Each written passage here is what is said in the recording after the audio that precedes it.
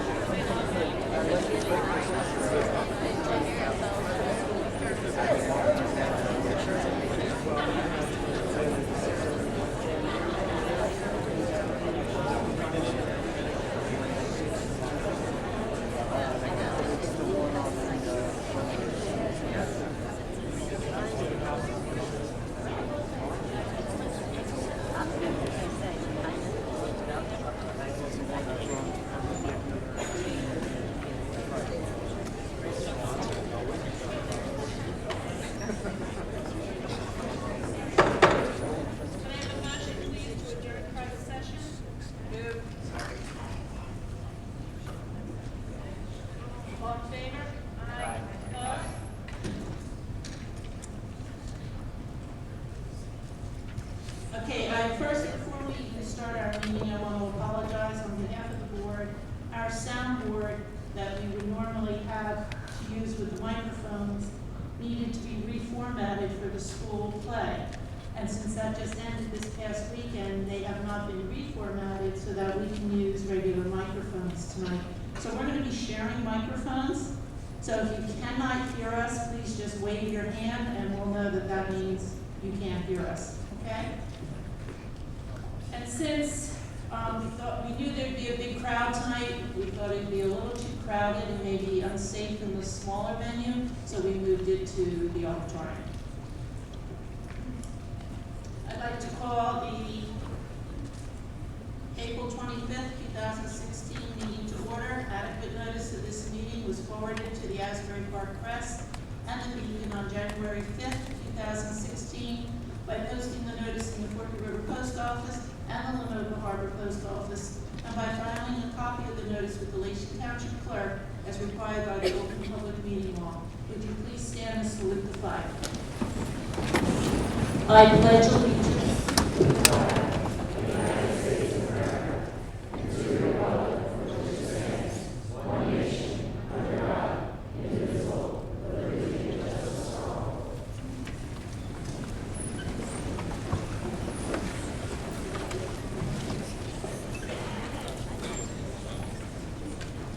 Okay, let me reread the adequate notice, because there was a correction. Adequate notice of this meeting was advertised in the Asbury Park Press on April 8th, 2016, and the Beacon on April 14th, 2016. Okay, page 2. Could I have a motion, please?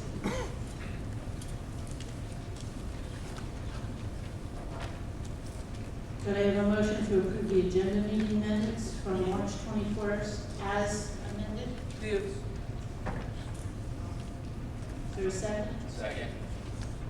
March 21st.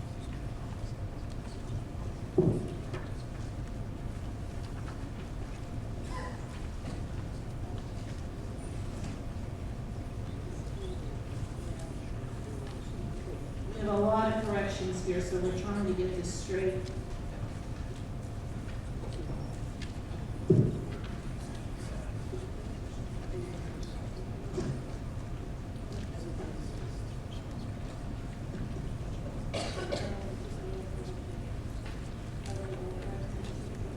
Okay, let's look at page 22, board, and let's make a motion to approve the minutes of the special meeting held on March 15th as corrected.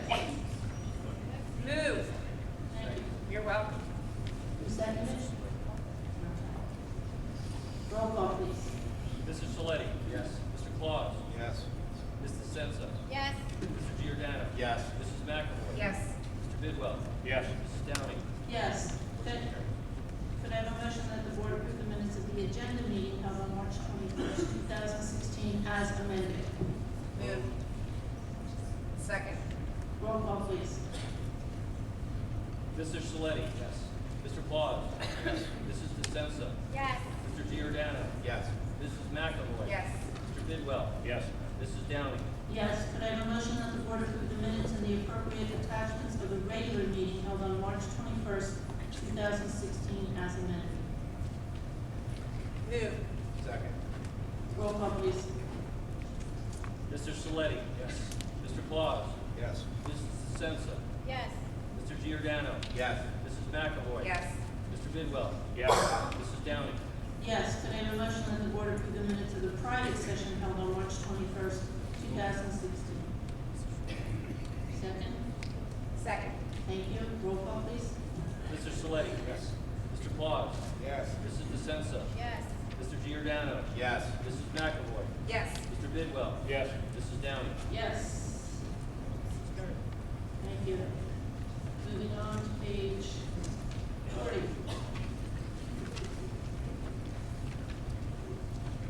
Could I have a motion, please, to approve payment of bills for April 2016 totaling $6,848,083.58. Second. Roll call, please. Mr. Saletti? Mr. Claus? Yes. Mrs. DeSenza? Yes on all bills except the following 5030, 503-400, 952-905, 953-089, 950-374, 950-330, 952-788, 514-230, 515-175, 516-775, 951-133, 952-568, 154-600, 951-390, 950-642, 952-991, 532-250, 949-597, 950-597, 539-350, 951-137, 952-494, 953-087, 260-527, 953-013, and 546-900, 952-004, 952-904, 952-996, 951-221, and the last one is 952-787. Please pass this down to Mr. George. Having the roll call, Mr. Giordano. Yes. Mrs. McAvoy. Yes. Mr. Bidwell. Yes. Mrs. Downing. Yes. Be it resolved that the Board of the Secretary of the Board of Education and the report of the Treasurer of School Monies for February 2016, which are in agreement, be accepted as submitted and attached to and made part of the minutes of this meeting. Could I have a motion to approve the report of the Board Secretary and the Treasurer's report for February 2016 as amended? Second. Roll call, please. Mr. Saletti. Yes. Mr. Claus. Yes. Mrs. DeSenza. Yes. Mr. Giordano. Yes. Mrs. McAvoy. Yes. Mr. Bidwell. Yes. Mrs. Downing. Yes. Thank you. Mr. Stein, do you have any requests? No request for a private session at this point. There will be a clarification on one of the motions that's on the agenda. At this time, student representatives, who wants to go first? Okay, thank you. Interactive Environmental Clubs would like to welcome students, parents, staff, and community members to participate May 21st at Veterans Park or donate to their team. The team name is Lions of Love, and it can be found on the Berkeley Lacey Relay for Life webpage. The sophomores are still selling their blankets. They're $30. See Ms. Taskin if you're interested. Seniors will be auctioned off on April 28th, and Rent a Senior will be held April 29th. Speedball tournament is May 23rd and 24th. The juniors have junior cruise on May 13th, and Mrs. Senior Goodbye is May 1st to the 20th. See Ms. LaPretta for information. The seniors are working hard on prom invitations and senior raffles. The SJ Executive Board held the Amazing Race. It was March 18th to the 24th. First place were the juniors, and they made $1,204. Second place were the seniors. They made $722. Third place were the sophomores, $361. And fourth place was the freshmen, and they made $120. We have school spirit every Friday until May 27th, and everyone has to wear a Lacey gear. The grade with the most participation during the 8-week period will earn $500 from SGA. Elections for 2016 to 2017 school year is Friday, April 29th. May 2nd, the entire school will be introduced to the new officers. Mr. Lacey's on May 26th. Doors open at 5:30 p.m. and the show starts at 6 p.m. $5 to watch. The contestants are senior boys, and they need a formal suit, swimsuit, and a talent.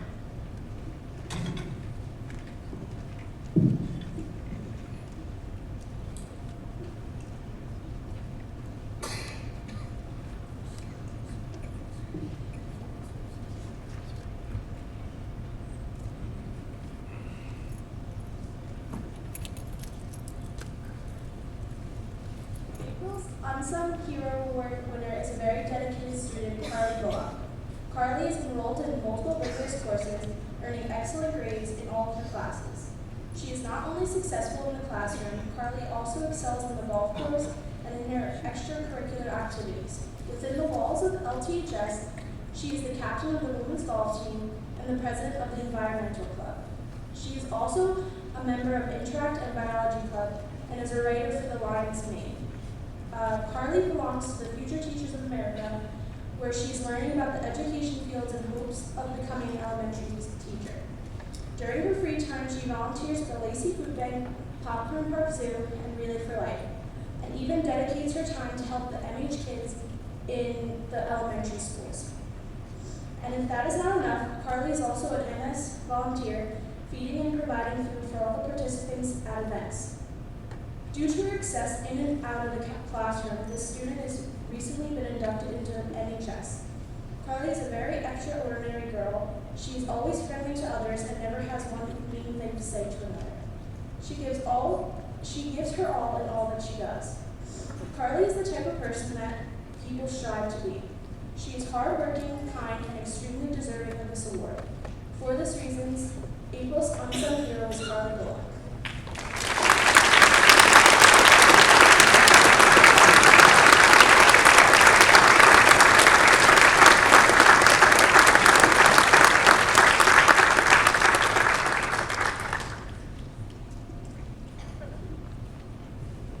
Can I just have a round of applause for her parents?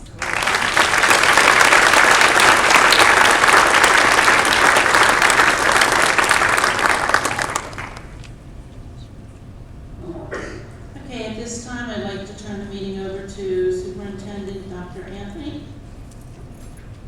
Thank you, Mrs. Downey.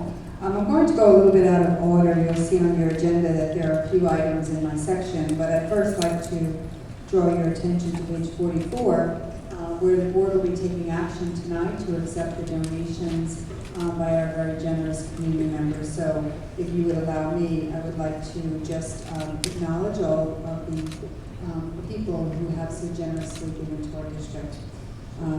We thank the Cedar Creek Ladonian family for games, 15 in the amount of $120.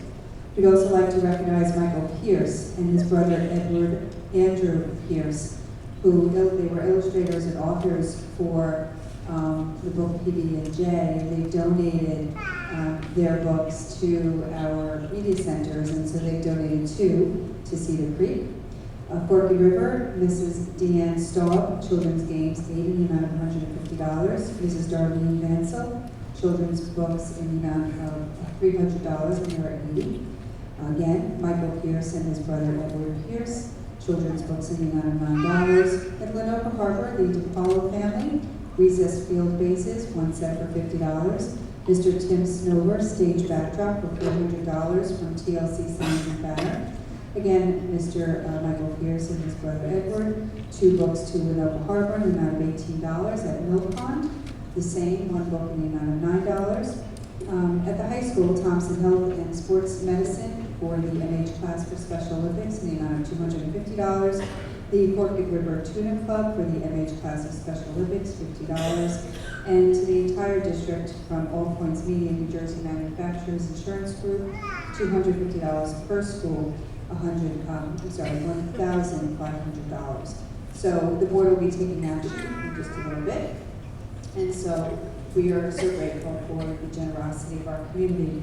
I want to also draw your attention, as I've been doing every month, to the incredibly talented artwork of our students. So Nick Zeller, grade 11, Samantha Herbert, grade 12, Ramiro Velasquez, grade 10, Alexa Farry, grade 10, and Hannah Kirshner, a 9th grader.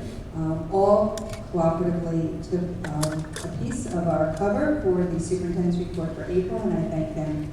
I also want to thank Joe Lazarus and Lauren Prosser. Joe's in 12th grade and Lauren's in 10th grade. So this month, the high school adopted our 2 covers, and their artwork is incredible, and so I wanted to recognize them as well. So I hope that you've had an opportunity to pick up the superintendent's report, and you're going to see all of the incredible things that are happening in our schools.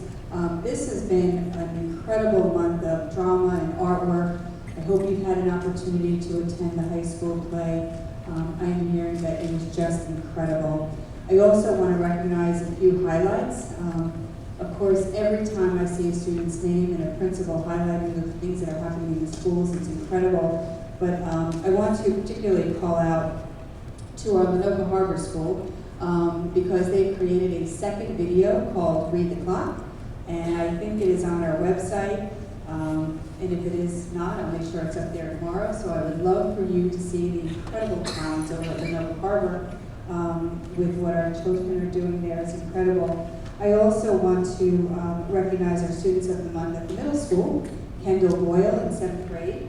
And Kendall is recognized just quite eloquently as just an extremely hardworking student who gives her full attention to everything. So she is absolutely committed. I want to recognize Tosh Razerick, and he is recognized for his dedication on the field as a dedicated soccer player, in addition to all the impressive things that have been written about him. I hope you'll join me in learning about Laura DeAngelis. And Laura's an 8th grade student, and she is involved in our band program and the marching band program. So we hope that you stay involved with that. And Austin Calafuri, who is also in 8th grade.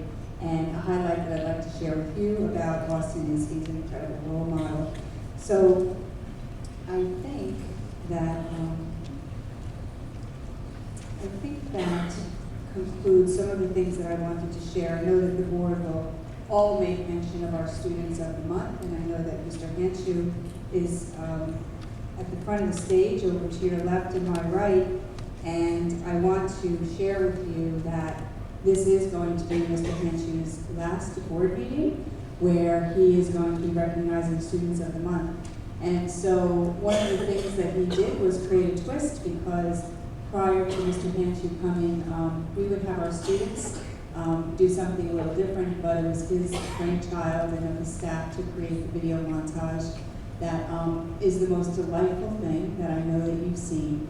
So, Mr. Hanshu, not only will your legacy live on with how you recognize your students, I can tell you that your positive spirit and your energy and all that you bring to Lacey High School has transformed it into the school that is today.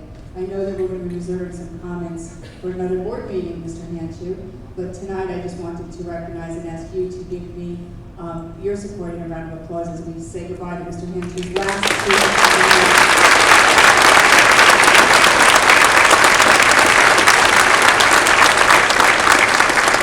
So, students that he's going to be recognizing tonight, this is it.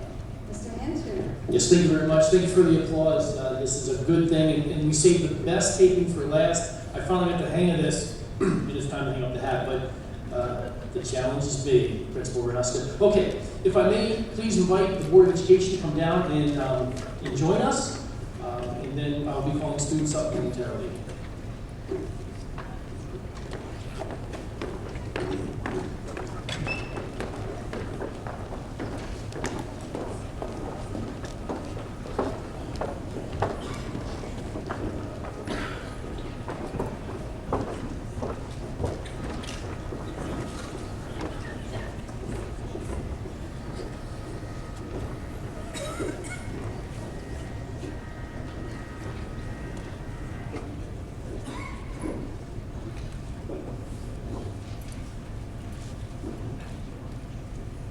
First, I'd like to invite Student of the Month for April, Jamie Harlan.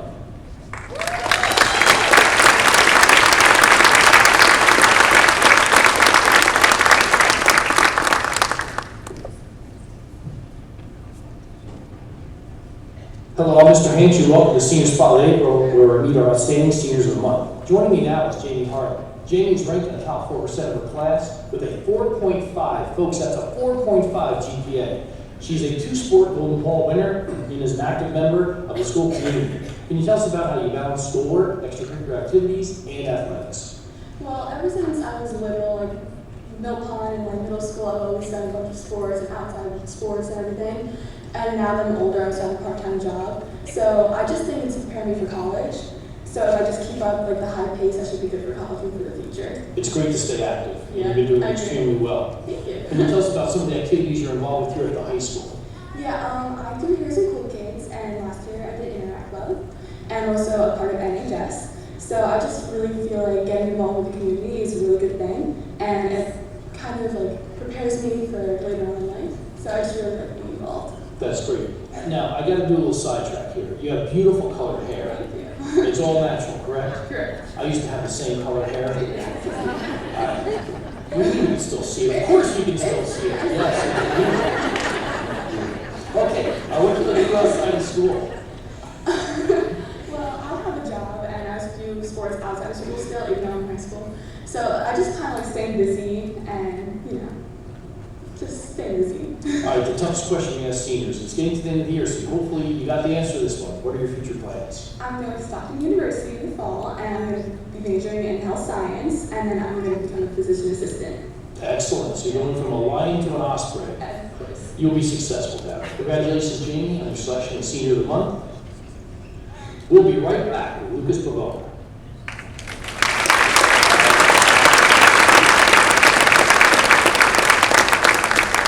On behalf of the entire Board of Education, I'd like to present this plaque to you. Senior of the Month, April 2016, acknowledged by the undersigned for her unsurpassed achievements. Congratulations.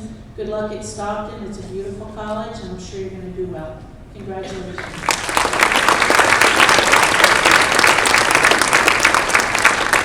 And if I may recognize Jamie's family, the Harlan family, would you please stand up?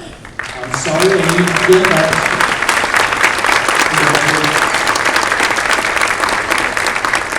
All right, our next student of the month is Lucas Pavona. Lucas cannot be here tonight. He's at a baseball game, and hopefully brings one victory for our Lions. So we're going to roll his tape, and then I will just embarrass his mom in a moment. So please stand by.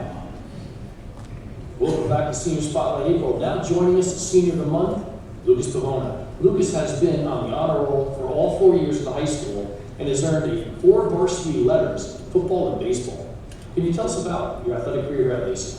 Well, I played football my first 3 years of high school. I got hurt my 2 years out of the 3, and then I just moved on to baseball and been playing ever since I was a little kid and just playing baseball. So I guess you work out, you lift weights, I'm sure, correct? Yeah. I know I have the same kind of disease that you're sporting right now, so I think you get us confused. You also like to write for the school newspaper, and you're involved with the fishing club, which is a favorite of this TV studio, Mr. Merman. Can you tell us about your involvement with those activities? Well, newspaper I started off as my teacher, Mr. Sullivan. He got me involved because we were doing sports writing in his class, and I wanted to try it out on the actual newspaper level. So I went there a couple times for papers. And the fishing club I just joined this year. I haven't gone on a trip yet, but I'm looking to go on a couple trips at the end of the year and hope to catch a little fish. Hopefully land some big ones. Yeah. What do you like to do outside of school? Outside of school, I like to just hang out with my family, maybe work on my car a little bit, and play sports outside of school also. What kind of car do you drive? I have a Volkswagen Jetta. Nothing wrong with a VW, very good. And what are your future plans? My future plans are going to go to college. My top 2 choices are either Montclair or Stockton. OCC is always an option, but those are my 2 top. All right, again, congratulations. Good luck with your selection of colleges. Congratulations, Lucas, on your selection of Senior of the Month. Okay. We'll be right back with the Vocational Senior of the Month, Christina Porter.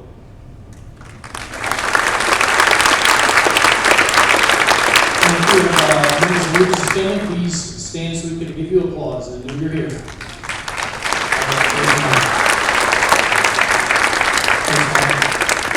Our next student of the month for vocational schools is Christina Corliss. Christina, please come on down.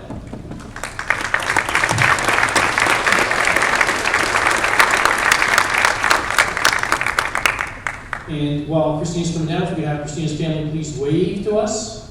How about a round of applause for Christina's family?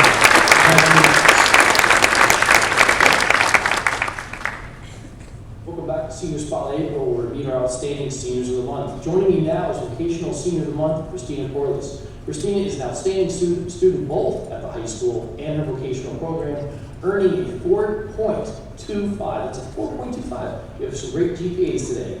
Can you tell us about what you do at the program vocational school and what made you get interested in that program? I take dental assisting at the vocational program, and I don't know, it just kind of sparked an interest to me. I wanted to be a hygienist, so I thought that taking that program would, set me up for hygiene a little bit more, getting more knowledge about it. All right, so dental hygienist. What's your favorite type of toothpaste? Colgate, plus whitening. Can you tell us about your involvement in the school and community activities? Outside of school, I volunteer a lot for my church, doing coat drives and Thanksgiving dinners, and it's nice to help people in need. feels good. That's very excellent. Go ahead. Keep going. And inside of school, I'm on my third year of managing the boys varsity lacrosse, so and I enjoy that. Keeps me involved a little bit. So very good. You're staying very busy outside of school. What else do you like to do, like in your spare time outside of school? When I'm not working, I like to, I don't know, lounge around, hang out with some friends, watch movies. Yeah. Sounds like a good time. What are your future plans? Right now, I plan on going to WCC for, I don't know, maybe for my prereqs and then transferring to Brookdale or taking the hygiene program. That's excellent. I want to use my Colgate. I will give you credit for that. Congratulations, Christina, on your selection of Senior of the Month. Thank you for joining Senior Spotlight. And thank you for joining Senior Spotlight with us each month and for this month, April. I'll either see you on the Towns River rowing my boat or on the beach. Take care, Lacey Township. Thank you.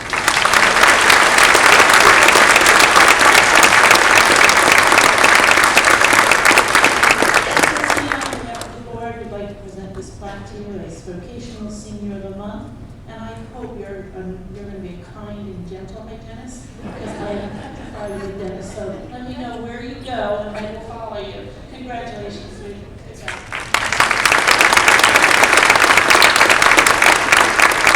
Thank you, Dr. Randall, for the education for us to produce and show you our students of the month. Say see you next month, but I won't. All right, good luck, and good luck to the students and the families of Lacey Township. Thank you.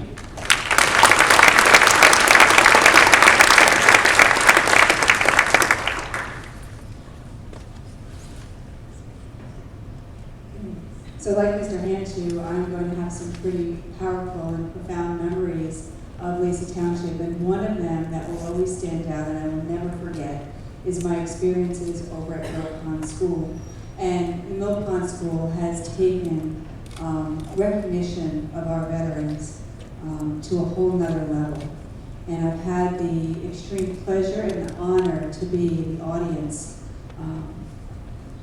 every year that they have really stepped up to recognize the veterans in our school community and have really treated them as heroes. And so tonight, we were asked if we would turn over our board meeting for just a little bit in a reverse way to recognize the students and staff at Mill Pond. So it is my pleasure to introduce you Principal Dockery, who is going to tell you a little bit more about our special guest this evening.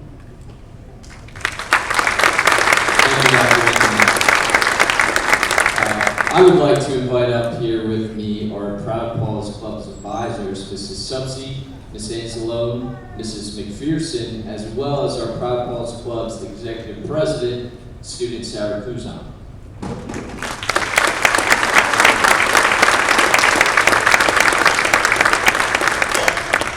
I also see Sarah's parents sitting right over there. If they could just take a moment and wave to everyone.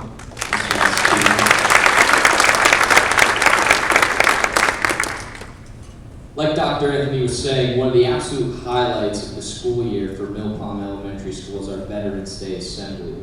Our Proud Paws Club spends countless hours organizing this great assembly for our students, in which we invite any family members that have served or are currently serving to come to our school to help commemorate this special day, learn about their service, and just help us recognize our veterans. Tonight, we have Mr. Snyder and Mr. Hanson of the Lacey Veterans Commission, as well as Lacey Township Committeeman Mr. Curlatola, here to recognize our Mill Pond Proud Paws Club for their ongoing efforts supporting the veterans. So at this time, I would like to invite them to join us on stage.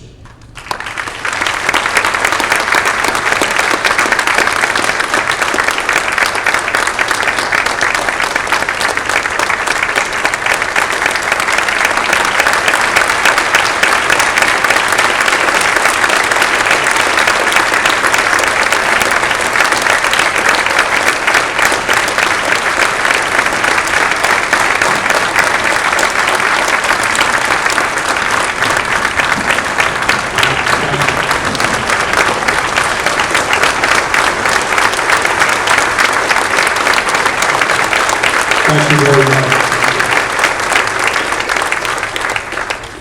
Really appreciate that, as do all the veterans. It's amazing what's happened. I know myself, Kenny here behind me, few of the other guys were Vietnam veterans. When the story I always tell is when I was coming home from Vietnam, you know, we were shunned, booed, called names. The worst experience I think I had was we just got out of the bush. We were landed in L.A., all dressed up, Class A uniform, looking good, no more jungle junk, and you know, sport and, well, you know what Marines do when they get out of hand. But we're walking through the airport, and on the balcony above, there's about 3 or 4, back then we called them hippies, and they started pelting us with jelly donuts. And actually the powder got all over our uniforms. So we ran them down and instructed them never to do that again. One was taken away with a broken leg.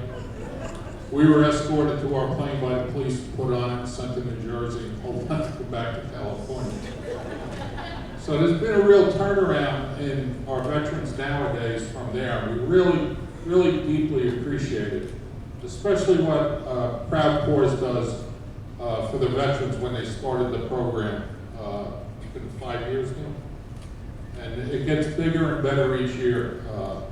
The veterans get up, the kids get up to and acknowledge their father, grandfather, neighbor, any veteran that they know. This year we were honored to recognize one of the, Jason Williams. Jason's father was a 1984 graduate of Lacey Township High School. He went to Delaware University, graduated there, got a commission in the United States Air Force, and he flew C-130 cargo planes for the Air Force for 20 years. Somewhere along the line, he picked something up. When he got out, he passed away within 6 or 7 months of being released. His death was attributed to, you know, service connected, and he was eligible for the New Jersey Distinguished Service Medal, which Kenny Hansen here had a connection out in Trenton, and we got it for him. We brought it in and did the presentation at the assembly, and another nice part of it, we had another 2003, I believe it was, graduate, Brian Holt, who graduated Lacey Township here, went on to the Virginia Military Institute. After that, he took a commission in the United States Marine Corps, was an Afghanistan vet. So he came that day all dressed up in his Marine dress blues, and you know, we pinned the medal on a little girl with a brother and mom there. And it was really an emotional, moving, and as some of the board members were there, right? And it was, it moved everybody. It was really nice.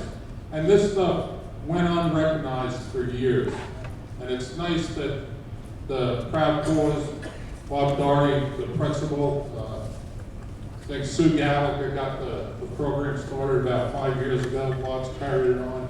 And we just can't be thankful enough for what he's done for us. And hopefully it'll continue. And if you get a chance, we'll announce it. We'll put it on TV. Next year, everybody's invited to come over. It's really a nice program. But on behalf of the Veterans Commission, we'd like to present a plaque here. I think, Bob, this is your first year as principal. I was in his office once, and there's nothing to hang on the walls. So we thought we'd decorate it a little. It's a plaque with his name and the girls, the teachers, Proud Pours Club, and just a simple inscription of thank you from the Lacey Township veterans. And we thank you.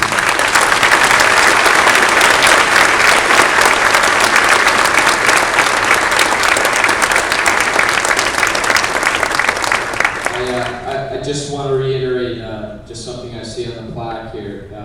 Really need special recognition for Miss Angelo, Mrs. McPherson, Mrs. Subsey, and our students at the Proud Paws Club, just because of how much time and energy and effort they put into this assembly, and certainly your support each year, Mr. Snyder, and all the other veterans. So we hope to keep on making it bigger and better each year, and we thank you all for joining us tonight.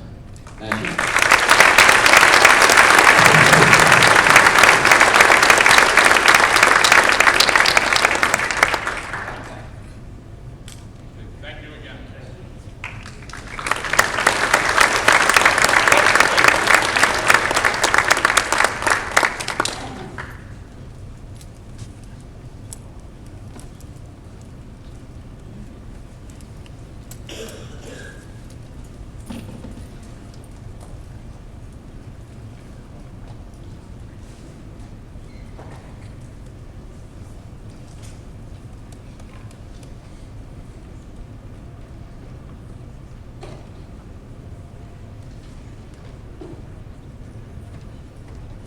the next part of our evening tonight is for me, the superintendent, to present to you and formally to the Board of Education. The budget proposal tonight is not the budget hearing, but is rather the opportunity for me to share what the budget looks like. And I know that many of you are here because you're interested, because you care, because you're worried. And there might be some other emotions too, because whatever you have felt, we have felt it too. We have felt worry, we have felt anger, we have felt pain, we have felt anxiety, all of the things that you may have felt over the past few days and few weeks as this budget comes into play. I can tell you that the predictions for this particular budget development for 16-17 started back in the fall when I was having conversations about what this budget might look like, and we knew then that we were going to really have to take a different look and a different approach. And unfortunately, I need to share with you that not only is this budget one of the most challenging ones of my tenure here, I forecast for you that it is not going to get any easier for this Board of Education in the years to come. The district is really strangled by certain non-negotiables, things that there is no opportunity to control. And some of that happens to do with healthcare costs. Some of it is a 2% cap on our levy with additional rising costs for the services that we provide our students. So things are going to continue to get tighter, and over the years we have had an opportunity to provide extraordinary initiatives to this district in the area of technology, in the area of educational writing, for our curriculum, for supplies and materials, for even not only infrastructure and technology, but also the classroom technology. And so every year we've tried to create a focus, and so this year we are focusing on the very little discretionary money that we do have to provide our continuum for our literacy program, but it's really important for you to understand what in totality this budget looks like. And so I can't underscore for you enough that this was the most challenging budget yet. And the other thing that I might want to add at this point is that no one is happy about this. And I am certain that I can speak for every member of the Board of Education that they are not happy. And they have challenged this administration to do whatever it could to save as many of the people's positions as we possibly could.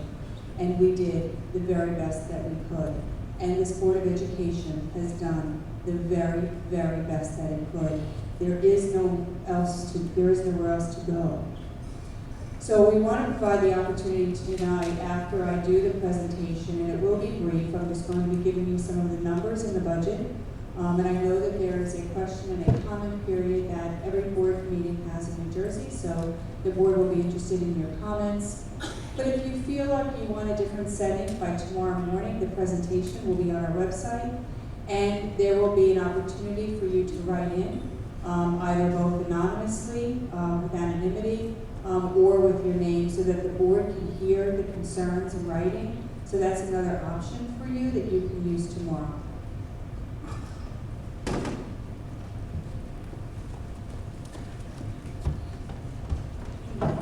So this slide is one that I've shown you over and over again every year, and I do it intentionally and with stability so that you know that our budget process does not change. It begins in December, in January, when every school is starting to put together their budget plans, with every department starting to identify the financial blueprint of what their goals look like and the aspirations that they have for the upcoming year. In January and February, it comes to the district and central office level. I can tell you that we did change it this year a little bit. We knew that there were pretty difficult decisions that had to be made. And I'm going to give you a sense of how much your school leaders want to invest in their schools. So every school principal and every department leader has an opportunity to put in everything that they aspire for their budget. And at that point, it was almost $6 million of desires and wishes and wants and needs. $6 million that we could not get into this budget. So we had to cut not only from the aspirational budget, but we had to get it down to where it needed to be. And so this January and February looked very different like it ever looked before, because we had to take some really deep gashes at the goals that were established by our school leaders. And then in February and March, it goes to the Board of Education Committee level, particularly the Finance Committee starts to talk about the budget, and we start to make left turns and right turns and U-turns. We can do this, we can't do this. This is acceptable, this is not acceptable. And then in April and May, the full board finally has an opportunity where almost every board member at this point sort of has an understanding and can finish each other's sentences. They sort of know what's in there. They've come to agreement, and in some cases, real forced consensus, because not every board member was able to get everything that they wanted in this budget. So we had to establish some priorities. So in this particular year, I should say fiscal year 2016-17, actually, our budget priorities were this: to support and, when possible, enhance the instructional programs; to maximize efficiencies in personnel, particularly personnel management; to maintain our facilities and our community services; and to increase our surplus and our reserves. And you know that we do not have any surplus and reserves, and we do have some aging facility needs that we need to start to plan for now. This budget also provides for the security personnel that we've had in the past, although we've had to scale back just a little. This plan also acknowledges that in that needs of wants that I talked about earlier, that courtesy busing that the district currently provides to many students will start to be on a plan of decreasing courtesy busing and increasing expanded walking routes over the next few years.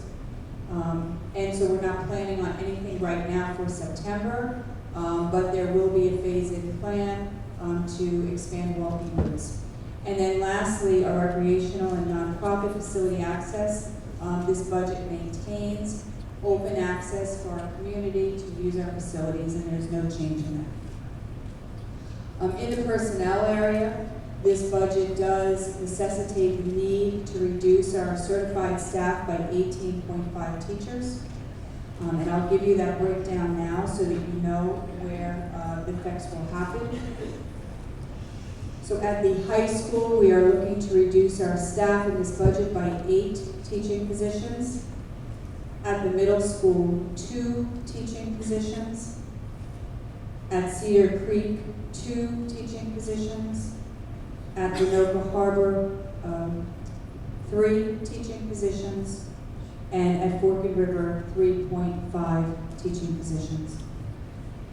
This budget is built to reduce 2 full-time administrators, 1 dean of discipline, the reduction of 3 health aides, and this might look familiar to you because we struggled last year, but this is back on in this budget so that we would maintain half, 0.5. A reduction of 2 custodians, and the reduction of 1 school safety officer. In the area of support for personnel changes and instructional programs, this budget does seek to maintain average class sizes in K-4. So in some cases, we may move from a small class size to an average class size. Our larger class sizes are mainly in grades 5 and 6. There is a continued commitment to excellence in regular and special education instructional programs, particularly pre-K-12, and we do not have any cuts in the area of special education, not in instructional aides, not in special education staff, or child study team members. And as I mentioned earlier, there is support to replace the elementary literacy program. As you know, that our program is from 2008, I believe. It is not aligned to the Common Core and no longer meets the standards which our students need to compete with. So our budget plan is as this. On the revenue side, and again, this will be, if you can't see in the back, this presentation will be available on our website tomorrow morning with an option for you to write in with a link of questions or comments. So I know you can't see this, but I will read the numbers, so you'll bear with me. And so I am going to just read the proposed 2016-17. So our local tax levy will be $44,747,538, and that is a change of $2.3 million with a percent change of 5.45%. So I just want to talk about this a little bit so that you know we have a 2% cap on our tax levy. So you're saying to yourself, that's not 2%, that's 5.45%. That is because this Board of Education has had to take a deliberate action to exhaust every opportunity in banked cap and its health benefits cap waiver. There is no additional way we can achieve getting any more revenue in this budget. So I know in years past, I've had conversations with union leadership about the conversation about banked cap, but I can tell you that this year, the board, at this point, has approved a tentative budget and will approve a budget most likely next week, which exhausts the health benefits cap waiver as well as the banked cap. Our state aid is 1.6%, so the dollar change there is $340,000 approximately. So that is the increase that we receive from the state of New Jersey. So our budgeted fund balance is a very different number than you've recognized in the past. So in the past, we generally appropriated $1.7 million in surplus and fund balance. This year, that is not the case. And so there's the conflation of the issue that the district is dealing with, and that is competing resources for our health benefits costs, as well as really almost flat state aid, as well as a need to budget our fund balance at much lower levels than we've had because we need to build up our reserves and because we just don't have it. Lastly, our miscellaneous revenues stayed the same. We're planning on that. A slight increase in our Medicaid, only $4,760. So our total proposed operating budget, or rather the revenue, would be $67,655,470 with a change, a dollar change of a little over $1.8 million, and the percent change there is 2.81%. So let's take a look now at the appropriations section. And here we are. So the slide is for comparative purposes. Again, just to give you a sense of where these numbers look, you can see a reduction in our proposed appropriations of almost $1 million, $902,000, a percent change decrease of 2.5%. In tuition, you can see that there is a decrease in proposed tuition of $17,531, a 0.73% decrease. In administration, you can see our proposed appropriation is $1.87 million, and our change there is $106,000 with a percent change of a little over 5%. Our capital outlay also shows a decrease by $126,000 or 44%. Our operations is down 6.2 million over 6.3 million, and that's a 0.44% change. You can see a slight increase in our transportation, and so this will be a continued area that the board will, over time, continue to look at because courtesy busing is not a mandated service for our students. So you'll see an increase there. In personnel covers benefits, workers' compensation, pension payments, as well as tuition reimbursements. So there's a percentage change there of 16.31%. And so our total operating budget is 2.81% of an increase over the prior year. So the cost to the average homeowner will be approximately $129 per year, or $10.75 per month.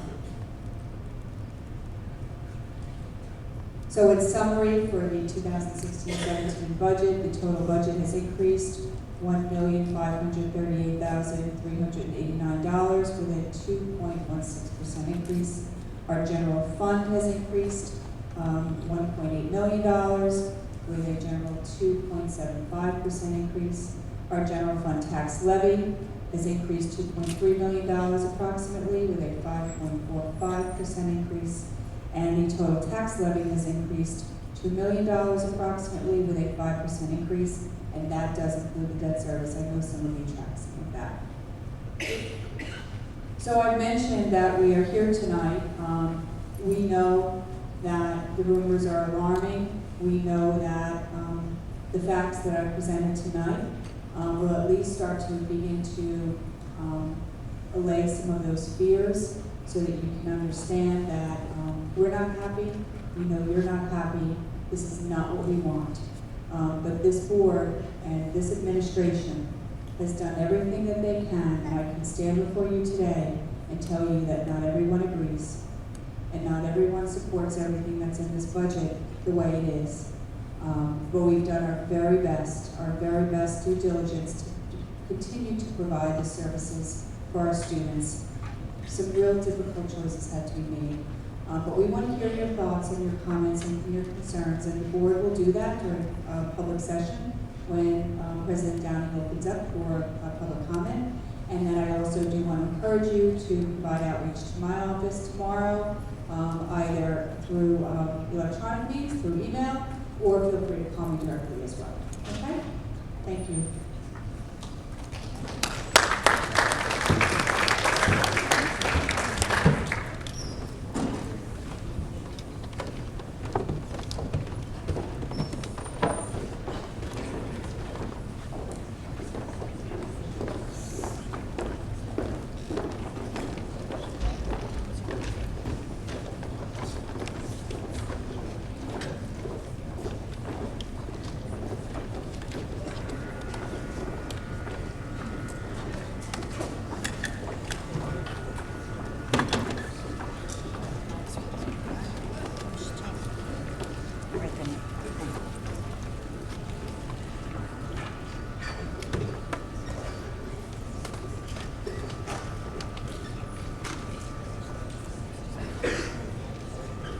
For your information, under the superintendent's report, we include all of the monthly reports, except for the security reports are just provided to the Board of Education, and that concludes the superintendent's report.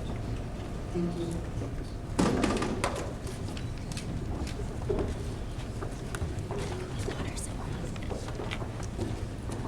Okay, thank you, Dr. Anthony, and thank you for the presentation.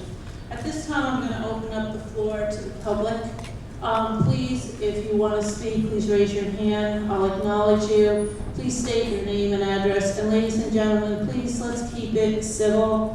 I know emotions are high for different reasons, for whatever you're here for.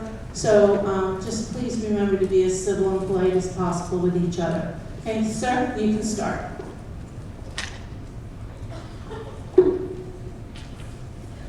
Hello, my name is John Romaglia.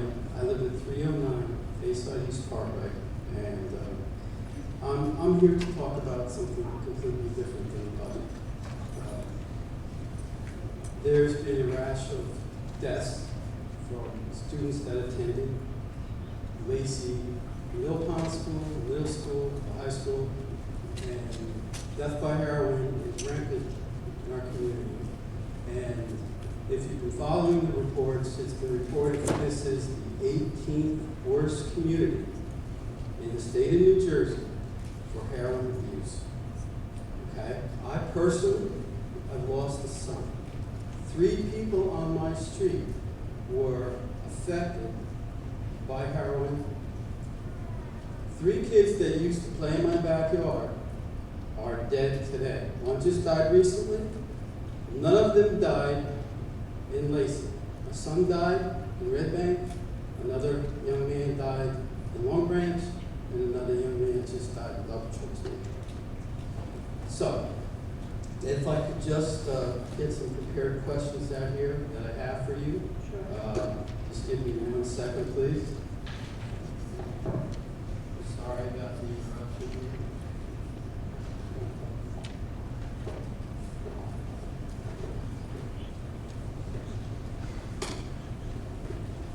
Recently I attended a township meeting, which I asked some very hard questions of the township. Spoke to the deputy mayor, the mayor, and one of the council members, and looking for answers on how to address this problem, which is growing. I mean, my son was introduced to heroin in Lacey school systems at the age of 15 or 16. Okay? And that's the story that is ongoing. Now you see that he died when he was 21, right? He graduated, my daughter graduated also from this high school. And now other kids are dying later on. They made it a little bit longer than my son Matthew, Charles, or Matt. So, in addressing the town council, just recently, I asked some questions about what can be done. Because being a person who deals with data points, statistics, matrix, outcomes, all the things that people in education are very familiar with, I wanted to know how come you keep doing the same things and the outcomes just keep getting worse and worse and worse. It's getting worse, it's not getting better. And so, geez, I hope I can read this without my glasses. I'm getting old. The first question I have for you is, are you aware Lacey is the 18th worst community in the state of New Jersey for heroin abuse? Yes. Okay, that's a good answer. I like that. Okay. Do you know how many Lacey high school students have died because of heroin-related deaths? Sir, I don't know that number exactly, but I can tell you that one is too many. That's another good answer, but it's not good enough. Because it should be counted, it should be charted, it should be studied, because... So what you just said is exactly the issue, because you just talked to us about people who have lost their lives outside of Lacey, and then they don't get counted in Lacey's count because we don't know. You see, exactly what you just said is exactly what we don't know. So that's why I'm bringing it to your right. attention. So the nexus between Lacey and where someone loses their life because of a drug overdose, we might not get that statistic connected. I think you and I are saying the same exact thing. Yeah, I just said it a lot shorter, yeah.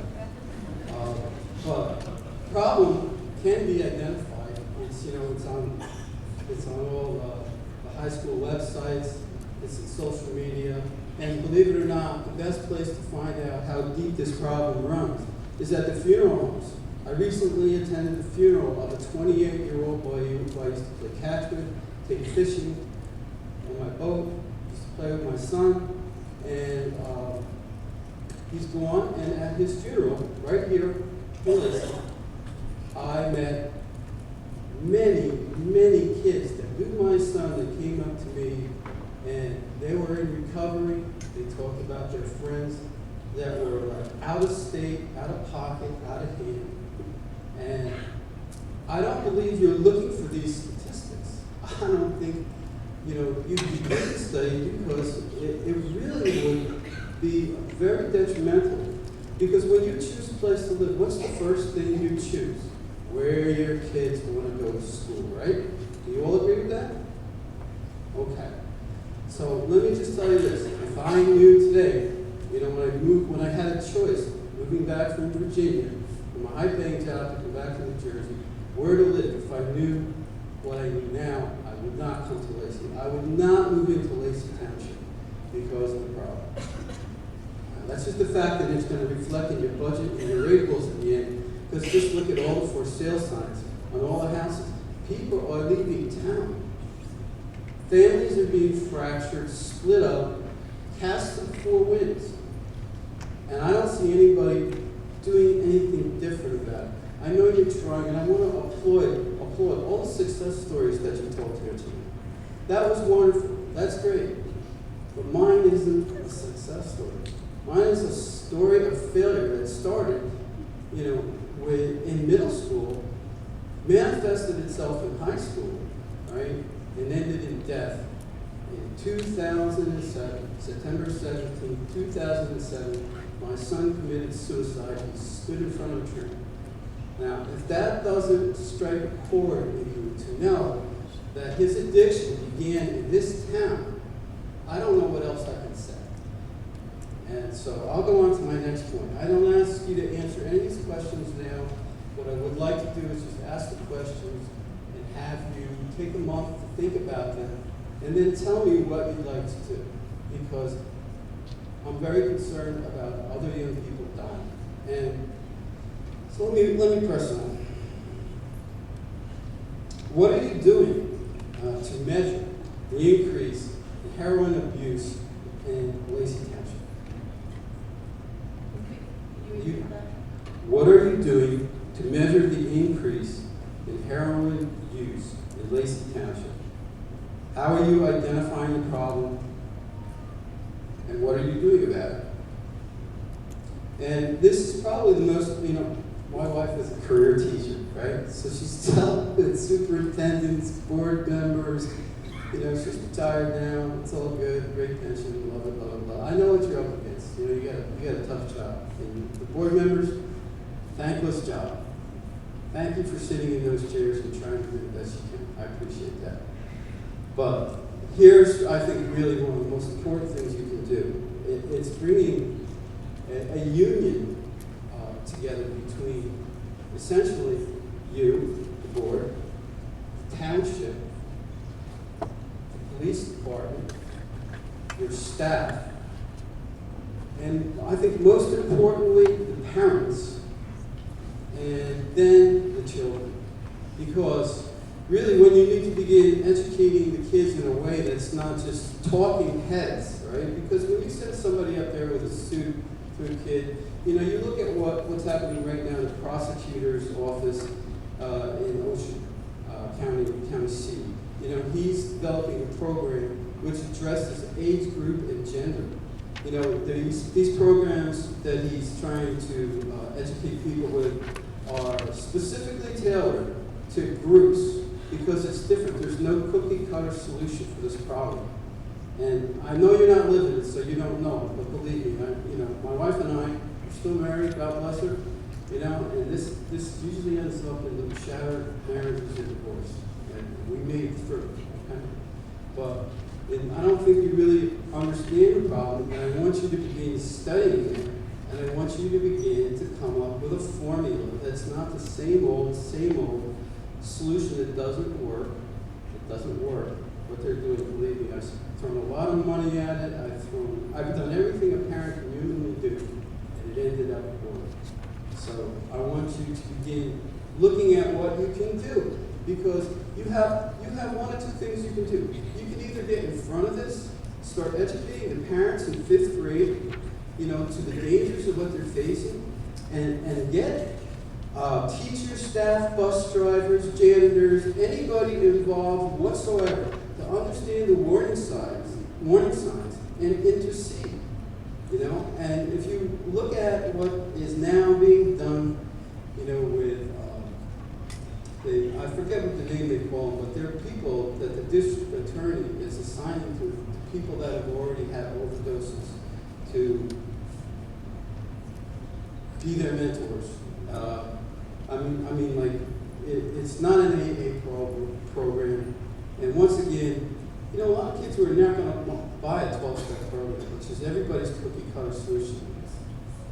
That's not the answer. A lot of kids are just going to turn their heads and not listen. I'm just a talking head to a 14-year-old. He's not going to listen. He's got to listen to a peer person that's been there, done that. So, let me get on. I'm sorry, I'm getting all emotional here. But I'm sure you would be too if you were standing in my shoes today. Okay, so, what procedures are in place to identify and intervene potential threats students face with regard to heroin abuse when behavior is displayed? That's a pretty straightforward question. And I will mail this to all of you. I have this all ready to go, and you can hear the questions I asked the town council too. And then, who is responsible for keeping our children safe in the school system? Who is that? Who is responsible to make sure that the next 8th grader doesn't get hooked on heroin and doesn't end up dead? Who is that person? I'd like to talk to that person. No answer? The answer is every single person who touches a child's life has a responsibility to report and recognize. And I know that, I don't recall if we've ever had an opportunity to talk or meet, but I would encourage you to come into my office any day this week, and I will share with you not only my personal story, but also professionally, everything that this district, this Board of Education, and the school leaders and teachers and staff and counselors have done to combat this incredible disease. So it's pretty powerful when I think about the work that we have done, and I'm only saddened to know that we haven't provided enough outreach to you so that you knew that we were working. And I'm sorry that you're here sharing this very incredible story for us to continue to raise awareness. But I hope that you come to my office, and I would spend as much time as you have so that I can share with you everything that we're doing from the district level, and then some of the experiences that I've had personally. You may regret that, because I have a lot of time, and I'm extremely passionate about this. And this is a United States epidemic. And once again, you need to be on one side or the other of this issue. You need to come out in front and start educating parents to what the warning signs are and things you have to do, along with cohesive communication between every other party involved, so you can stop it before it starts. That is the answer to heroin addiction. The kid never takes the drug. And because I'm going to tell you, the potency of the heroin that is on the streets today is really, quite honestly, it's like 3-4 times, and you're an addict. And I just want, I will take you up on that. I will come to talk to you. And, I've been sorry for 10 years. And the reason I didn't come sooner, right, is I wasn't emotionally ready to come here and address a powerful group like the board. But, when I see other people dying that I knew, that I went fishing with, that I played catch with in my backyard, and I hear the stories of all the other kids that are addicted, and how they got addicted in Lacey, and how they're still using dope in Lacey, right? And how the police department is picking the low-hanging fruit and making it look like we're doing all this. None of it is working. So I would love the opportunity to speak to you about what can be done. And I'm sorry to take up your time. Now they can hammer you about the budget. I'm sorry. That's all I have to say. Thank you for listening. Thank you for the job you do.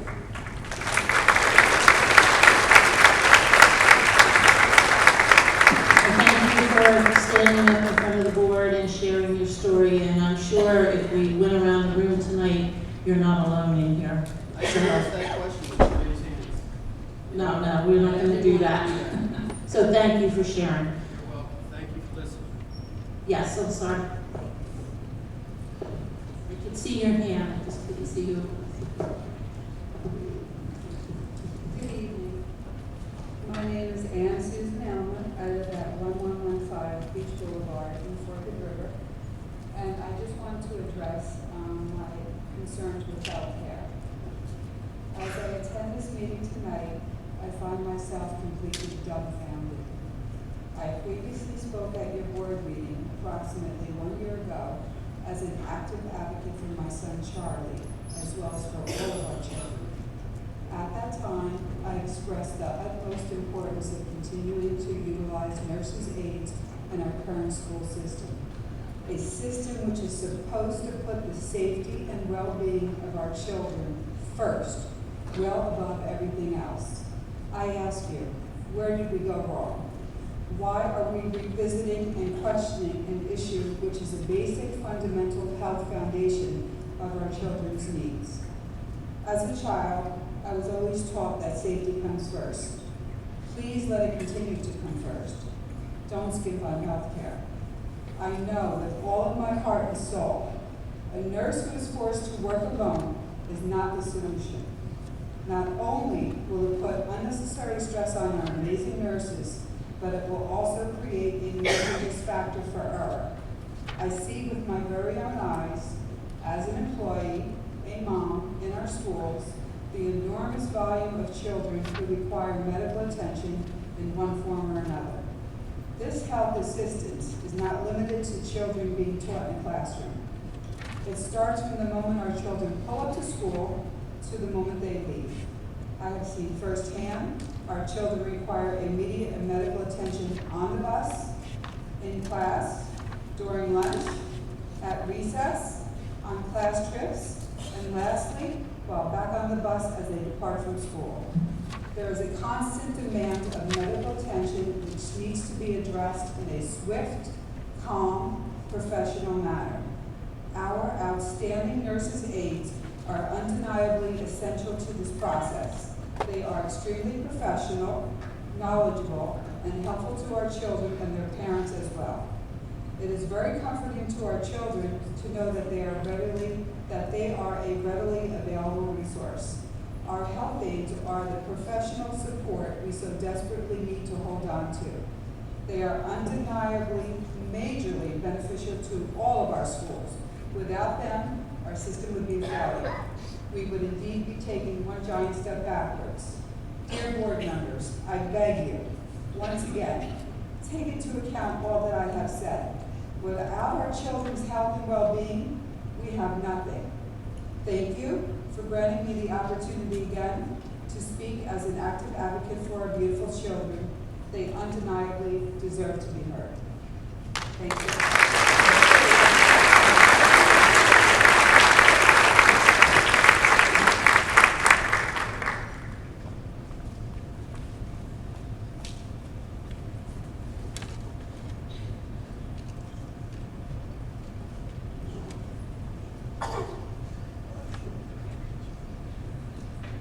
Hello, my name is Lacey, and I live in Winoka Harbor.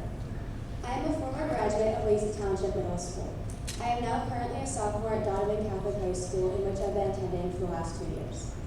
I am here to discuss my experiences in the Lacey Township School District. Not only did I have a positive experience with the teachers that I have had when I went to Lacey, but each one of them has left a tremendous impact on my life. Miss Anselin, a non-tenured teacher at the time, was my 5th grade teacher who would always find a way to ensure that I had a smile on my face when I needed one most. I was always filled with lessons that never left me with unanswered questions. Miss Polino was a strong teacher who had gone above and beyond just a teacher, but a true friend in my life at a time in my middle school years that I needed that kind of support in school. Mr. Hallow could not have deserved Teacher of the Year any better this year. To this day, his lessons helped me in science and have always ensured that every type of learner in the room comprehended his lessons. Mr. Defenbaugh was an energetic teacher that never let you leave the room without a complete understanding of what he had just taught. Mrs. Class brought history to life in the room with hands-on lessons that were prepared with genuine love of the subject, and I remember telling my parents that the stories she told were all in her head and were never just needed in a book. Another teacher who I met just several years into her career was Mrs. Butler. I had the pleasure of her teaching for 2 years. She is still someone so special in my life, and I'd like to think that we are each other's biggest fans. These are only a few examples of the incredible teachers I had while I attended Lacey Township School District. All young teachers in the prime of their career, and I could not imagine if their position was ever in jeopardy. I feel terrible that any teacher who works so hard each day would ever have to feel threatened as though their career was being threatened. So if I had such a positive experience, why would I have left for high school? Starting in my 7th grade year, I had suffered from the school initiative of not being tracked, besides math. Not only did this make all my other classes unproductive, but I found that I tended to zone out on many of the lessons because of the wide range of skills in the room. From a student's perspective, the concept of making everyone learn on the same level only made the honor students' intelligence lacked, and the struggling students stressed out at having to work at a standard that seemed unattainable to reach. And even though to an outsider's mind, this problem may have seemed to rest on the shoulder of the teachers that I had were doing everything they could do to keep up with everyone's learning capabilities. The motto of making every student count forgot about me and my hard work. I needed to be in a place that respected who I am as a person and challenged me to be the learner that I am, and continue to grow in an environment that values the importance of discipline. I value the teachers that I have had in Lacey and know that I am a better person for having known them. I value the job they did to foster me into the person that I am right now. I am thankful for the experience that I had with new teachers that were not cut by a short budget. My wish for the district is that we get back to the place that we adopt the old motto of the district was started with, excellence by example. Let us raise the bar of achievement with every student, providing them with teachers that I've been able to have been blessed and afforded with. I did not decide to go to Donovan Catholic because of the teachers that I had while I was here. I chose another school that employed the policies that I believe allow me to reach my maximum potential. Thank you.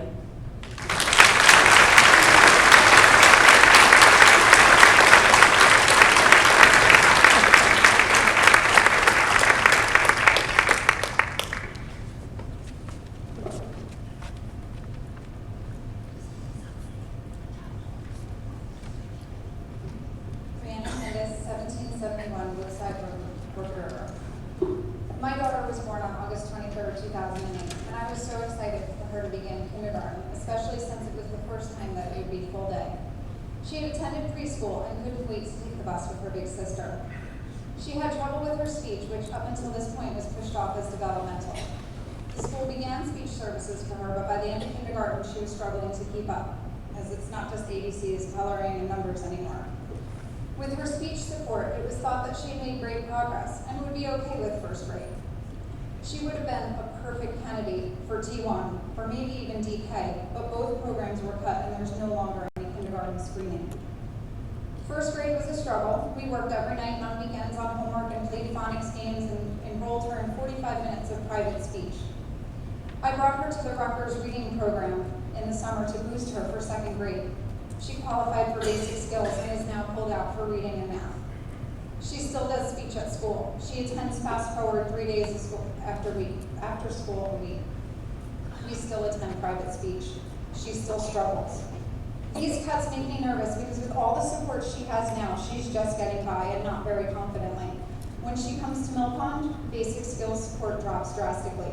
My classes get 40 minutes of in-class support once or twice a week, if that teacher's available, because they haven't been pulled to substitute. There are no more coaches. There's no more Success 21, and it made a huge difference. In Lacey, our population may have dropped, but our free and reduced lunch eligible students has risen from 21 to 28% from 2010 until now. In a report by Richard J. Coley of the Educational Testing Service, he shows significant proof that these students score lower consistently. They need more support than ever. We're moving backwards with these cuts from what we need in Lacey. We have a heroin epidemic, yet we're cutting counselors. We have a rising BSI population, yet we're cutting teachers. I've said it before, when Mill Pond had its counselors, its coaches, our scores made huge gains. It was all taken away, and we're struggling with the resources that we currently have. Research shows that some of the direct results of chronic stress on students brought in from conditions typical to a child living in poverty is that absenteeism increases. There's impaired attention and concentration, reduction in memory and creativity, diminished social skills, which makes making friends more difficult, reduction in motivation and effort, likelihood of depression, and all of these impacts stress stemming from living in poverty that can be contributing to factors in lower test scores for schools with higher percentages of these students that qualify for free and reduced lunch. As you can see, this already puts our district up against a challenge, but we need the staff and resources to help these students. The needs are changing. An enrollment number is not a tell-all. Yes, there's fewer bodies, but the students we have are needing more. 7% more in poverty, 2% more in special ed. And that's just in the last 6 years. That's 288 and 82 students on average, respectively. That doesn't even count the number of students in need of basic skills like my daughter, who's not on free lunch, but misses our services due to cuts, with parents that are enriching them every moment to try to catch them up. How do these numbers change things? An average student can pull through a class of 25. Special ed, only 12 to a class, and in the lower grades, only 6. BSI, you should have help for 5 to 6 students in a class. You need more teachers, not less. Cutting these positions is like poisoning our water. a slow illness that spreads over time. Our children need as many adults in their lives as we can provide, so please find a way.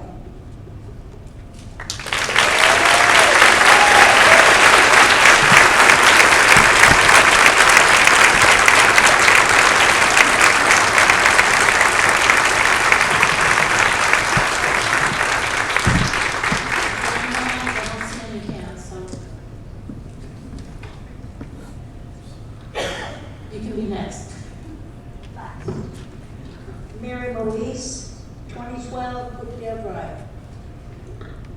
I want to thank our veterans for their service, because I lived through World War II, Korean War, Vietnam War, and I treasure the veterans highly.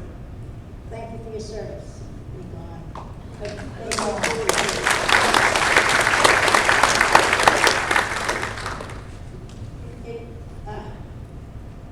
I'm blown away by the tragedy of the heroin and the children today that seem to need so very much. I was born in 1931. I lived through the Depression. I was 8th of 10 children. I was number 8. You just did it. You pulled up your bootstraps and you did it. And my mother couldn't run to school. I don't understand what's wrong with the population today, but that's beside the point. The reason I'm up here is to tell you that I'm really not happy with the format of the way you conduct your meetings. I told you when I first started coming here that I'm here to learn. I'm still learning. But I resent having to come here a month later to make a comment on what you said at the meeting. That's not fair. It loses all its steam. And I don't have the courage to play the meeting again on TV so that I remember to be angry at what transpired. That's why we're trying to keep it very positive tonight and trying not to. Well, that's, yeah. But I still have to let you know how I feel. Okay?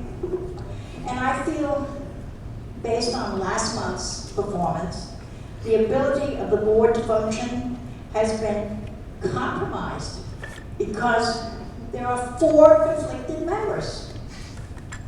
And the saddest thing was when I saw 2 gentlemen make a personal attack on Mrs. DeSenza. That to me was uncalled for. They might disagree with her position, but you don't make it personal. This is business, not a love affair, okay? And I believe in term limits. Sorry. You know, we have Lacey has a lot of work to do because of all that I've heard here. And we have to take the position, we can do it. And I live in an adult community, and trust me, an extra $10 a month or whatever on their taxes, those ladies aren't going to make it.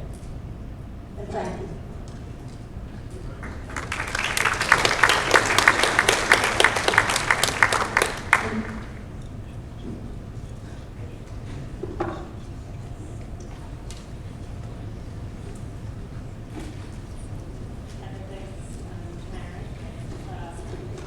Yeah, you're going to have to take the microphone in your hand, unfortunately. Sorry. Thank you. My name's Heather Hicks. I live on Annapolis Lane. Your name? Heather Hicks. I'm a parent. Thank you so much for sharing your story, because I think that really puts into perspective everything that we're trying to do as a community here. And I think that a lot of what the atmosphere of school is has to do with those types of situations that your son dealt with. You cannot blame school, you can't blame parents, but things all work together. And the atmosphere at school is hard right now for students. And I think a lot of that is the achievement orientation, that's the focus. We've lost sight as a nation of focusing on the whole child. And so thank you for sharing that story.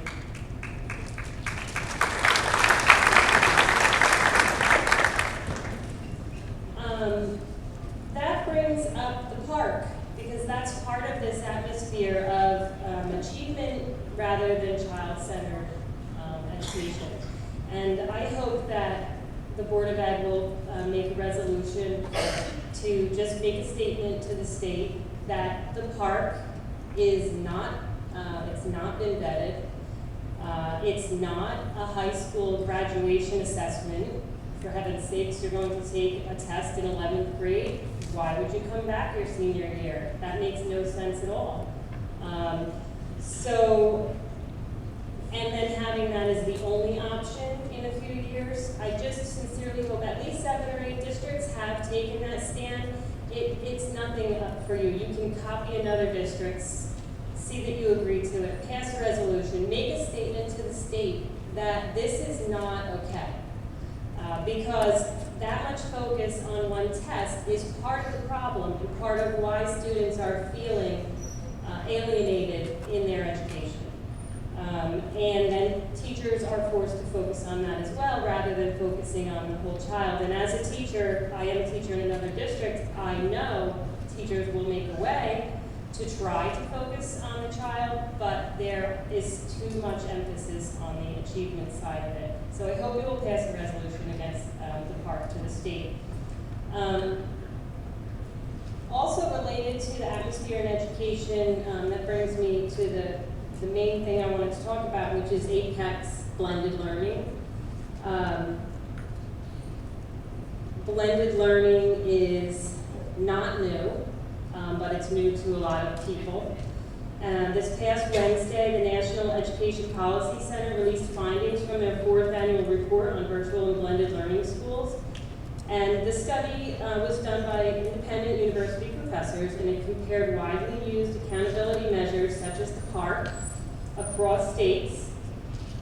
And they found that not only were virtual learning schools below traditional school settings, blended learning schools were even further below that in their achievement, with alarming graduation rates of only 37.4%.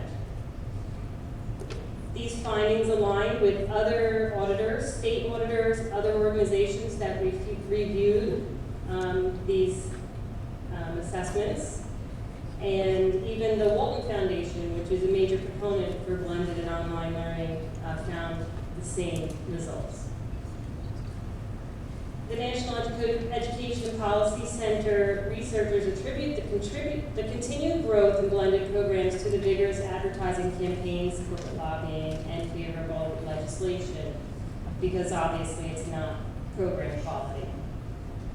So why on earth are we as a district moving toward blended learning with APEX or any program, and also wanting not only to have it at the high school, but at the middle school level as well?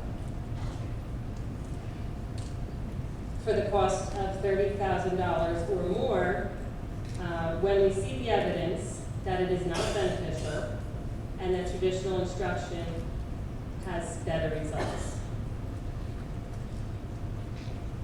What is the purpose then for APEX or blended learning in general in our district? First, I was told APEX is a resource more like Khan Academy, and that teachers can use it as supplemental instruction based on a topic or a skill rather than as a full curriculum delivery system like Edgenuity was. Teachers can elect to use APEX as much or as little as they want. And I appreciate Dr. Clark took a lot of time to answer a lot of my questions in this area. And Dr. Clark mentioned even having the course descriptions for students denoting whether 50% of instruction would come from APEX learning or more or less, so that students and parents would be aware of how much of their instruction is coming from an online program. So I have to wonder though, how will a teacher calculate this percentage? And when you think about the fluidity and flexibility of lesson planning, how is that really feasible? Because instruction at the level of high school, or any, obviously, lower levels, but even at high school and middle school, should be student-centered, not content-centered. And teachers need to be able to be flexible on their lesson planning, not tied to a certain number of hours or percentage of instruction coming from an online program.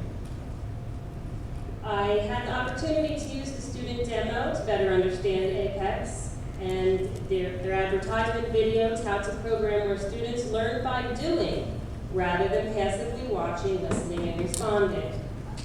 But the doing that they refer to is clicking and dragging a plant, it was a picture of a plant, across the screen to a terrarium on the screen. I hardly think that that's hands-on learning. It is interactive media.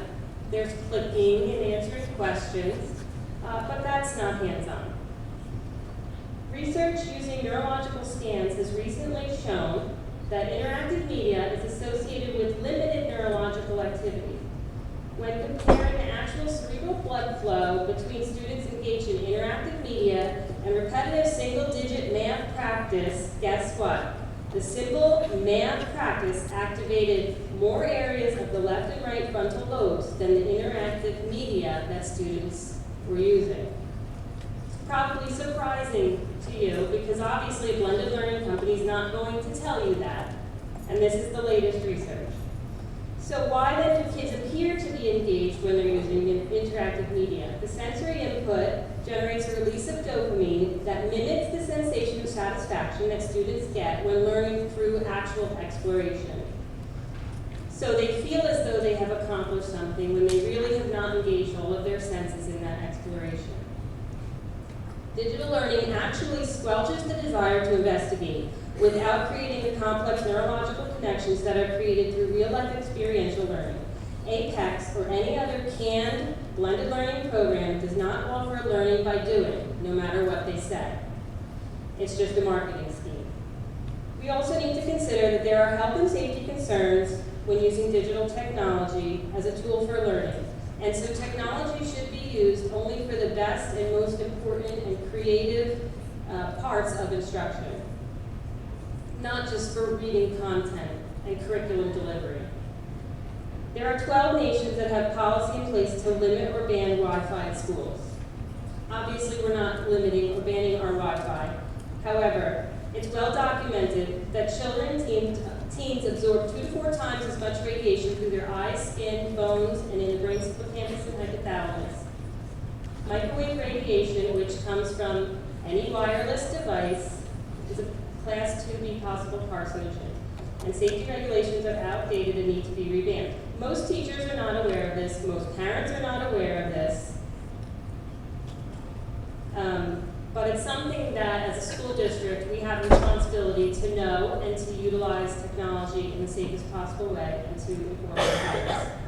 Excessive screen time is leading to digital eye strain, and permanent myopic nearsightedness is at epic proportions in children and youth, with retinal damage that's caused by the visible radiation of the blue light emitted from Wi-Fi devices.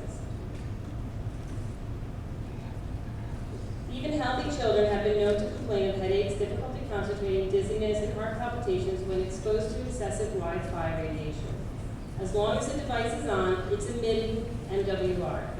So if you think about our classrooms full of active Chromebooks, phones, and tablets, and students often multitasking several devices at one time, they're all emitting radiation to our students who are absorbing 2 to 4 times as much radiation as we are.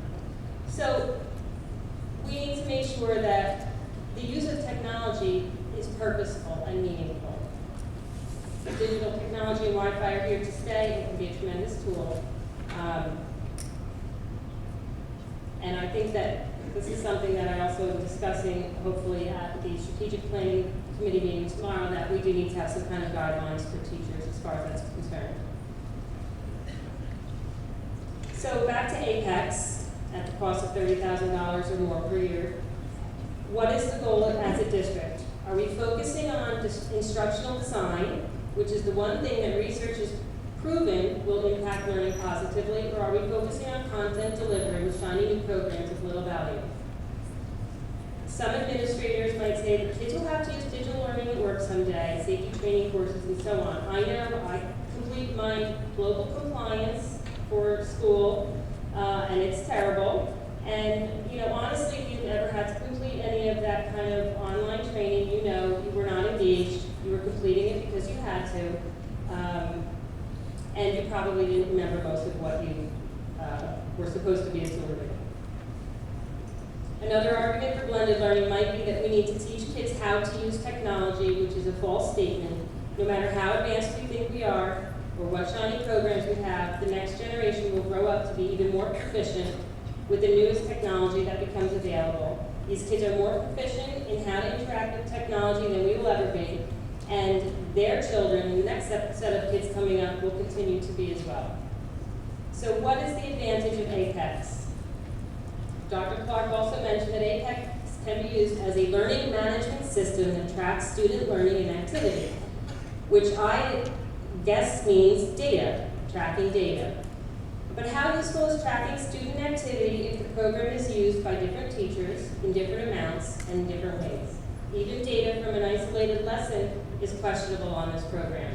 Who's to say a student isn't multitasking, randomly clicking, or looking up answers through another resource, which many of the students' parents have told me their children have had to do this year using this program, such as Khan Academy.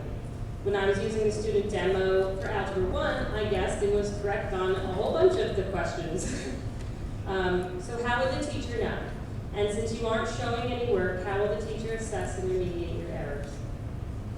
If there's no uniform use of the product across classes, teachers, and subjects, administrators will not have valid comparative data to determine if the product is even of value. And if there was uniform usage, you still can't account for teacher skill and knowledge when using the program.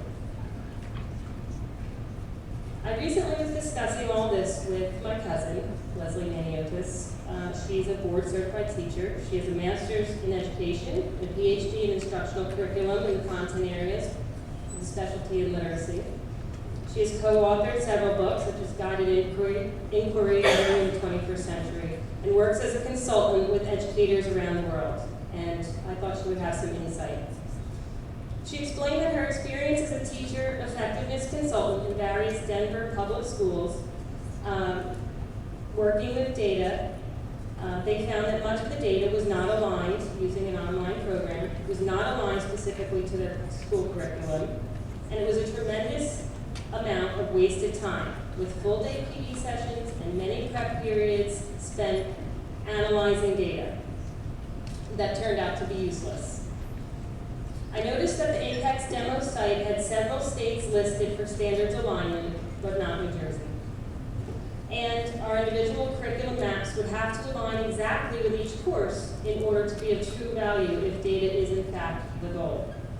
Which also leads me to mention that New Jersey is currently updating the standards because of the claim that we no longer have Common Core. We're just actually adding to Common Core, and we're adding literacy components to the standards. So I wasn't planning on saying this, but I'll add that if you are looking at a literacy program, it might be a good idea to wait until those new standards come out, because they are definitely updating the literacy standards in New Jersey. So a quote from my cousin, which I thought really ties all this together, and if we really think about this, will help make learning, the learning environment for students a more pleasurable place to be. Students will feel more like an individual instead of like a score. So I'm going to read to you this quote. She said, "I've been working with data, leading school data teams in Denver for the past 5 years in all kinds of ways.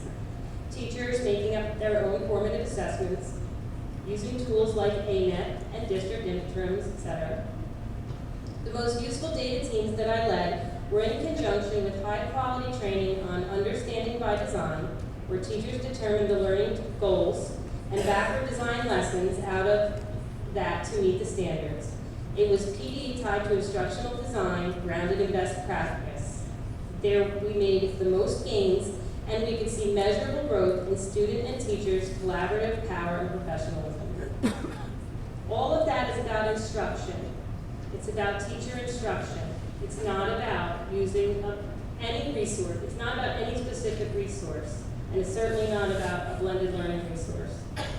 A much better use of our resources would be professional development that improves and perfects our educators' skills in assessment and lesson planning, differentiated instruction, guided inquiry, and so on, rather than wasting resources and time on a costly, unproven, blended learning program. One last comment that I want to leave you with by a Canadian educator and scholar. He says that blended and personalized digital learning do not build more resilient, creative, entrepreneurial, or empathetic citizens throughout their linear and mechanical software algorithms. On the contrary, they diminish the many opportunities for human relationships to flourish, which is the hallmark of high-quality learning environments.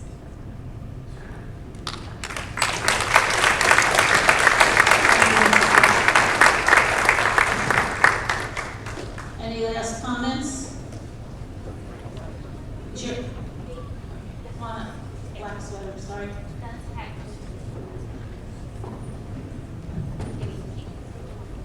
Can you hear me okay? Yes. My name is Jeanette Lang. I live at 405 Pine Tree Drive. I am a registered nurse, and I was asked by the Forked River School nurse and the Milcon School nurse to address the healthy positions. And as a nurse, I believe in data, and I think you'll see that these numbers prove the data that we need our health aides. For the 2014-2015 school year, the total visits of students down to the school nurse was 10,204. Student medications were 855.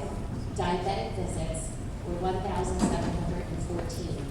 295 students were sent home ill, and 493 students received health screenings.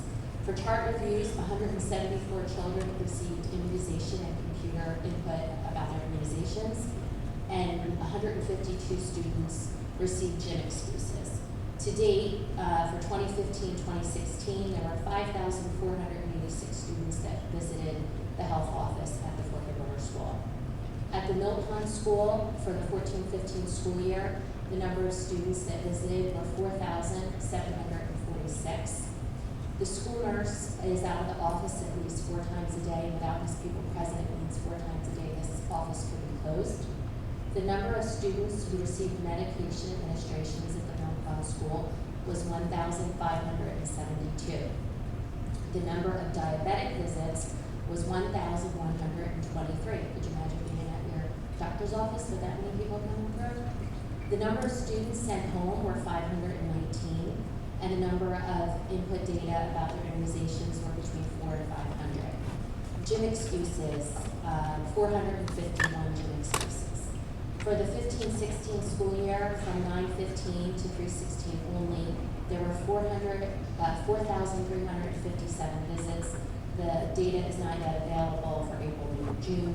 And then telephone calls home were approximately 27,000 phone calls that went home from, I'm assuming it was the nurse and her health aides.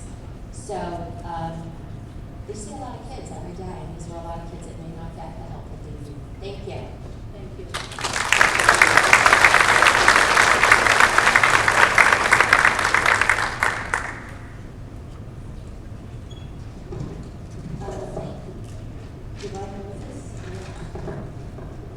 Yeah, if you hold it, then we can hear it better.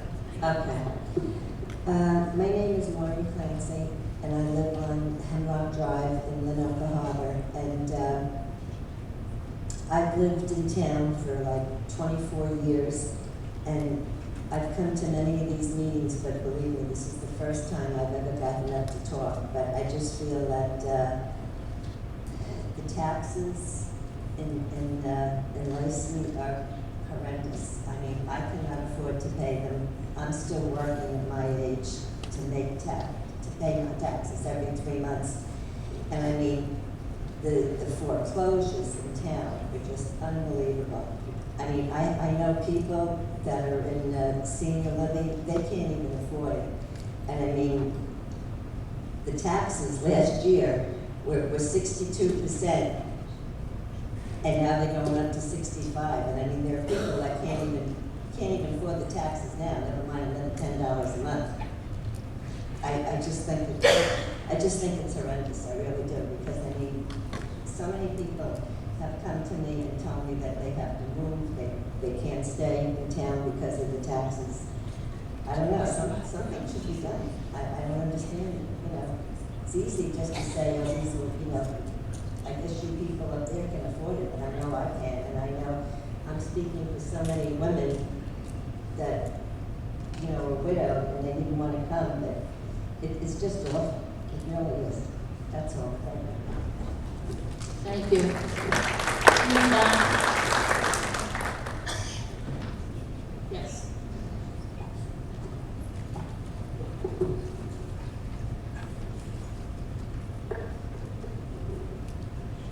Good evening. My name is Rachel Goncalves. I live at 825 Windsor Street in Fort Good River.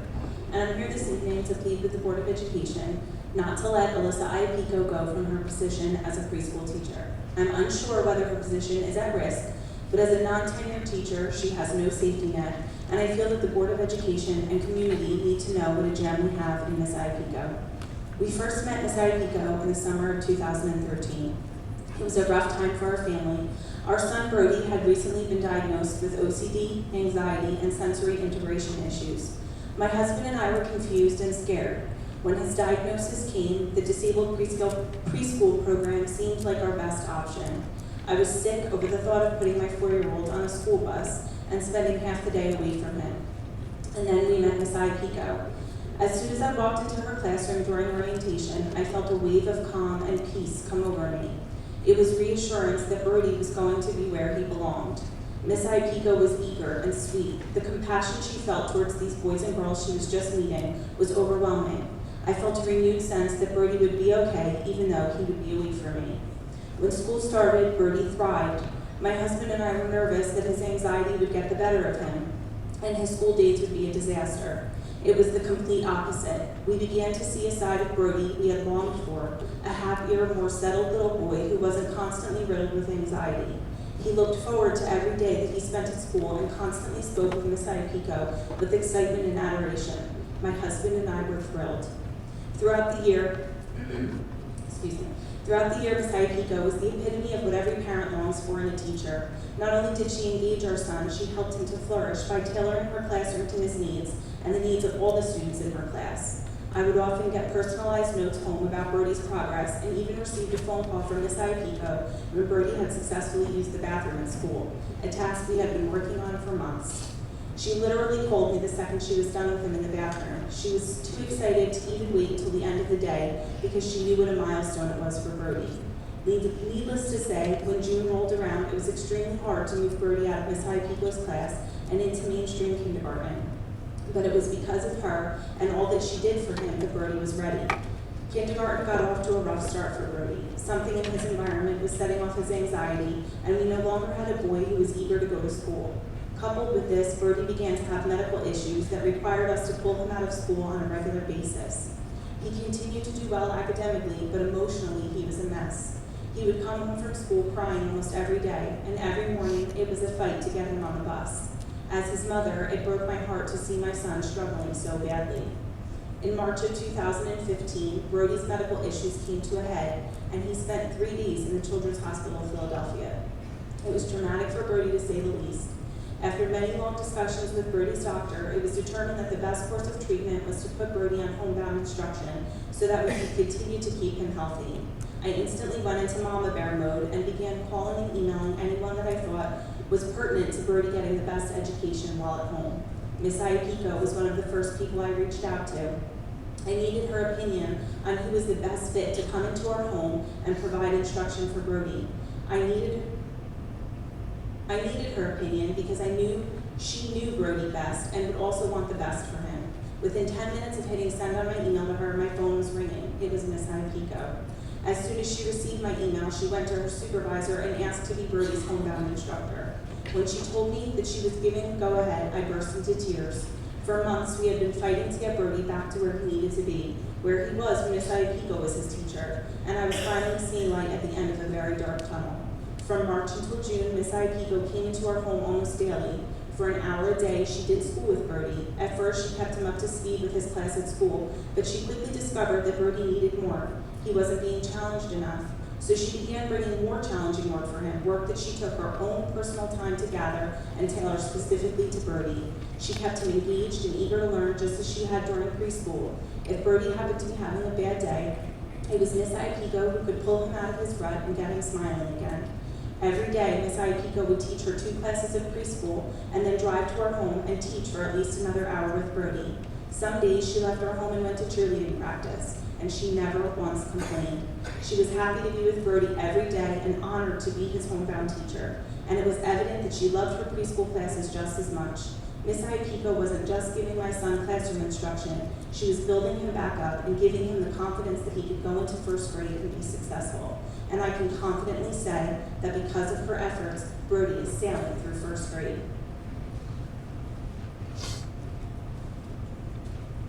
We continue to keep in touch with Miss Iapiko today because she has become part of our family. Not once but twice, Miss Iapiko came into our lives at a time when things looked bleak and scary. Because of her compassion and her love for both teaching and her students, Brody is thriving. When I heard that Miss Iapiko may not be asked back for the 2016-2017 school year, my heart broke. Not just because of the wonderful relationship we built with her, but because I couldn't help but think about all the children who need her. These children have already been given a rough start to life. Some of them are autistic, some of them are struggling with learning disorders, and some of them, like my son Brody, are riddled with anxiety at such a very young age. I also thought about the parents. Parents who are terrified to put their babies in school, terrified to watch them drive away on a school bus. Letting Miss Iapiko go will be doing our community a disservice. She has a gift with these children, and not just anyone can do her job. The students that come into our classroom are blessed to have her as their teacher, but I know she would tell you otherwise. If Miss Iapiko were here speaking right now, she would tell you that it is she who is blessed to know these boys and girls, and blessed to call them hers for a few short hours every day. I know this because she's spoken these same words to me about my own son. Not just anyone can be a preschool disabled teacher, but Miss Iapiko can. I am confident that if given the opportunity to continue teaching in Lacey Township, Miss Iapiko will always work her hardest to help the students who come through her door, both academically and emotionally. She is an irreplaceable commodity to the disabled program and our community, and many parents, not just myself, will be sad to see her go. Thank you for your time. I hope that by sharing our experience, the Board of Education can make the only correct decision to keep Miss Iapiko where she belongs in Lacey Township. Thank you.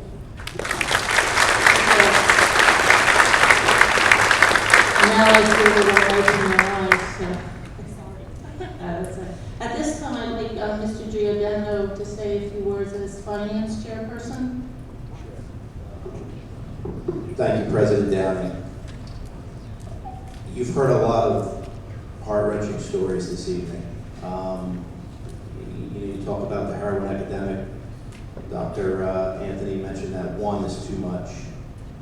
And I think, Heather, you had said something about, this country needs to take stock in, how we're raising our kids and what we're giving our kids. And I think it's, it's important. Education doesn't start in the classroom and end in the classroom. It starts in the home. And collectively, as a community, we need to all work together to rise to the occasion and address these challenges. From a financial perspective, this has not been an easy budget. It's been difficult. We've made hard choices. I'm going to ask that the administration continue to go back and look at the budget and look at where you're making cuts and look to see what you can do to save positions. Continue to work at that. I think we need to do a better job to give the kids the best possible education they deserve. Thank you. Thank you, Mr. Giordano, and I apologize, I didn't see your hand. I don't think I'm the only one. I think there's other people too. And Mr. Ryan, I think you're waiting too. So let's start with Mr. Bidden. And then Mr. Ryan, and then we'll see who else I missed.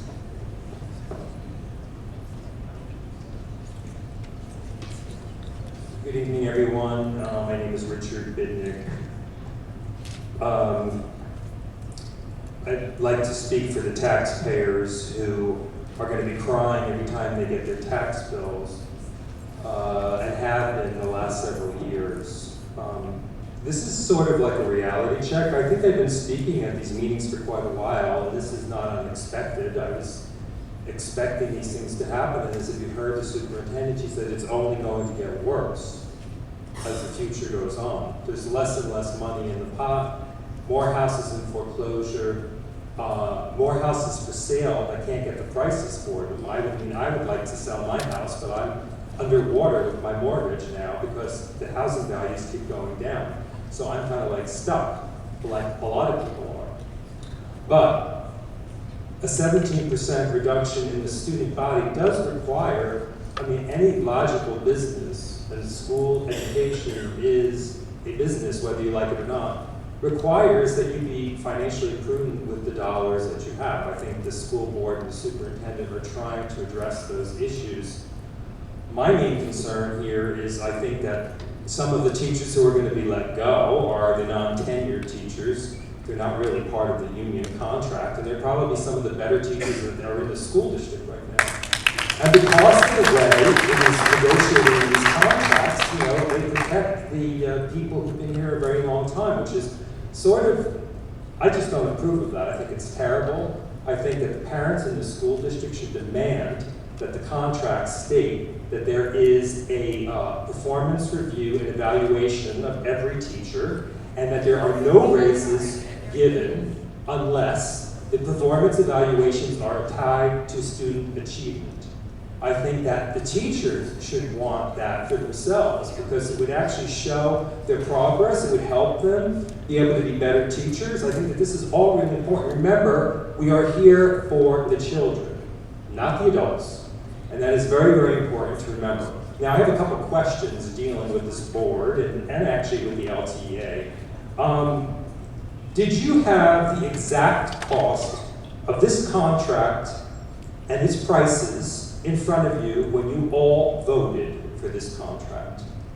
Did you honestly have the costs of what the increases are going to be and how many employees were going to have to be let go before each and every one of you sat and voted? Did you have that information? Board member received that. Yes. The exact number of employees. The board The exact number of employees. We get a number, and that number is what we determine, can we or not, can we fund the guide, can we not fund the guide? Once we determine that we can fund the guide, that's what we go off of. How the union distributes money and what they do with it, that's their prerogative. How they distribute money. Correct. Taxpayers' money. Correct. Okay. How much are these Can raises? I stop you for a minute? Because if you looked at what the union vote was to ratify the contract, it was probably the most overwhelming vote they've had ever. Right, I'll get to like that. 98%. I know about that, I'm sorry. How much are these raises going to cost the taxpayers? And please, if you don't know the answer to this question, how could you vote on So the people in the room, and I know what you're trying to do, you're trying to say that the increase in the salary is what's causing the tax issue, and it's not. It's a confluence of events, right? If you look at healthcare costs, right? If you look at the cost of special education, all right? If you look at the cost of transportation going up, the cost of vocational school going up, there's a confluence of events that's attributing to this. I understand that. I have the memorandum of agreement sitting here in front of me. In year one, there is a 2% increase. In year two, there is a 2.9% increase, plus a 1% increase for, I guess it's not the teachers, the ESP, whatever that is. I guess that's the paraprofessionals, et cetera. And the third year, it's 3.15 plus a 1% extra increase for the support staff. Excuse me, that's what that stands for. I also understand here about the health insurance. You kind of left that open after July that would be negotiated and the costs would be split. What does that mean? We have the opportunity to shop the health benefits program to equal or better. so we can possibly get a better price for benefits. Mhm. Okay, so now a question that comes up with this is, I looked at the inflationary rate from 2009 through currently to 2016. The average inflation rate, now we're talking about, this is the cost of living increases, because I can't imagine getting increases without performance evaluations. So it would be cost of living increases. So we're talking about, if the average is 1.3% over the last 7 years, you're giving over the cost of inflation. In fact, it looks like it's almost 8 or 9% over the next 2 or 3 years, which is way beyond the cost of inflation. Also, what are the givebacks in this contract?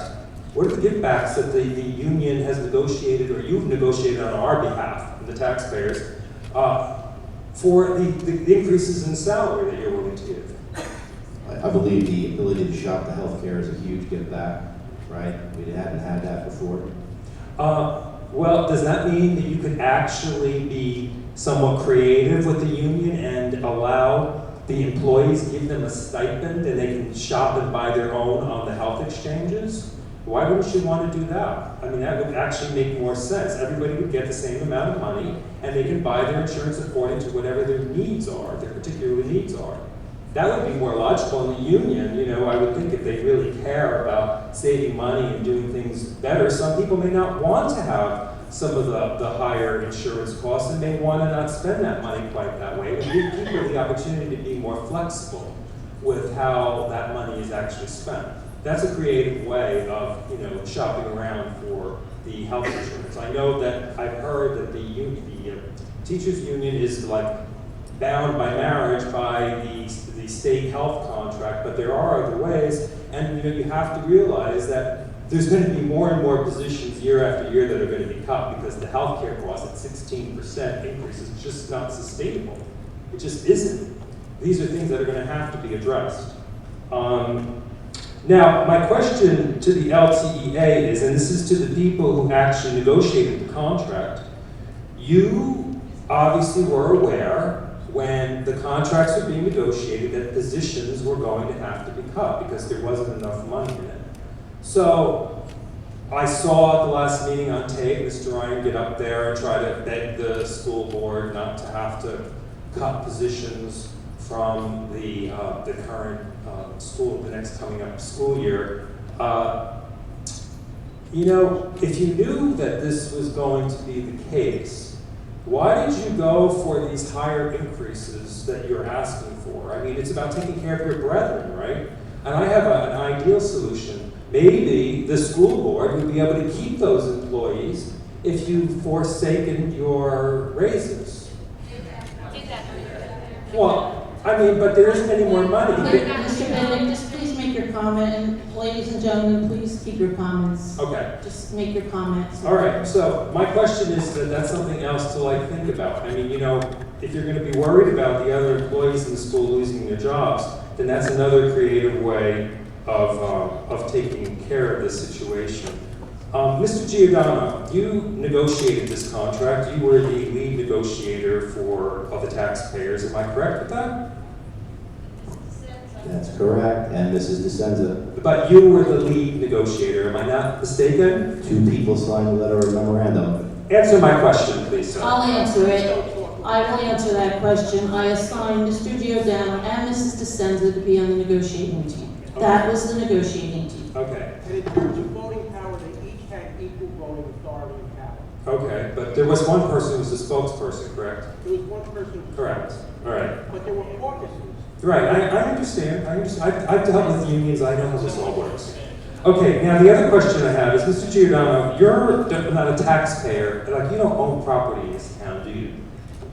At the current time, no, I rent. And you don't have any children? I paid plenty of taxes when I did. Okay, but at this time, you're not a taxpayer, correct? That's correct. And you don't have any children in our school district, is that correct? No, I Mr. said, Giordano, that's your personal information. That's You don't fine. want to share. Listen, I have no problem with sharing that information. Okay. And I shared it when I ran for office and got elected. I understand that, sir. So make your points. My point is that I have a problem as a taxpayer, because when I get my taxes, I'm going to be crying about them, okay? And the thing is, because I'm on a limited income. And the thing is The thing is that I find it seems a little odd to me that the one person who's sitting on this body who doesn't have really a vested interest on how much the costs are going to go up are you saying I don't have a vested interest? Well, my feeling is that you don't have what I call like a vested interest as far as being, your taxes aren't going to be directly affected. That's what I mean. When the tax bill comes, you're not getting a tax bill from the Lacey Township with the school taxes. That's my point that I'm trying to make certain. My parents live here on a fixed income. My sister lives here. I Her kids understand. go to school here. I understand, but And I grew up here, and I've been living here for 42 years, so I think I have a vested interest. Okay.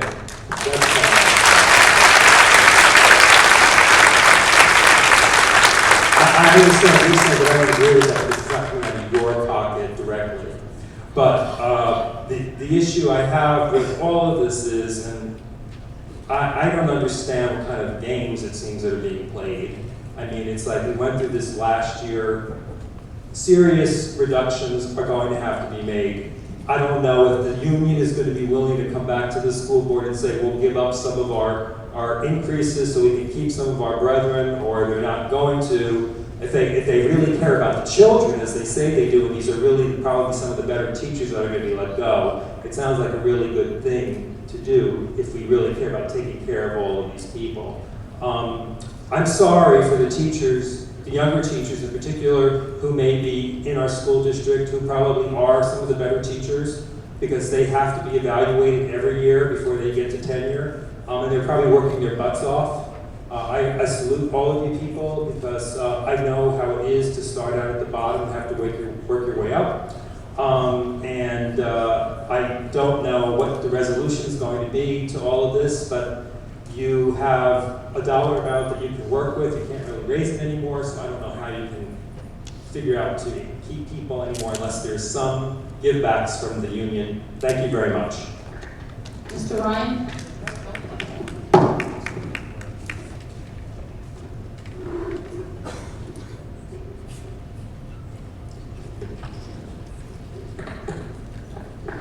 Thank you.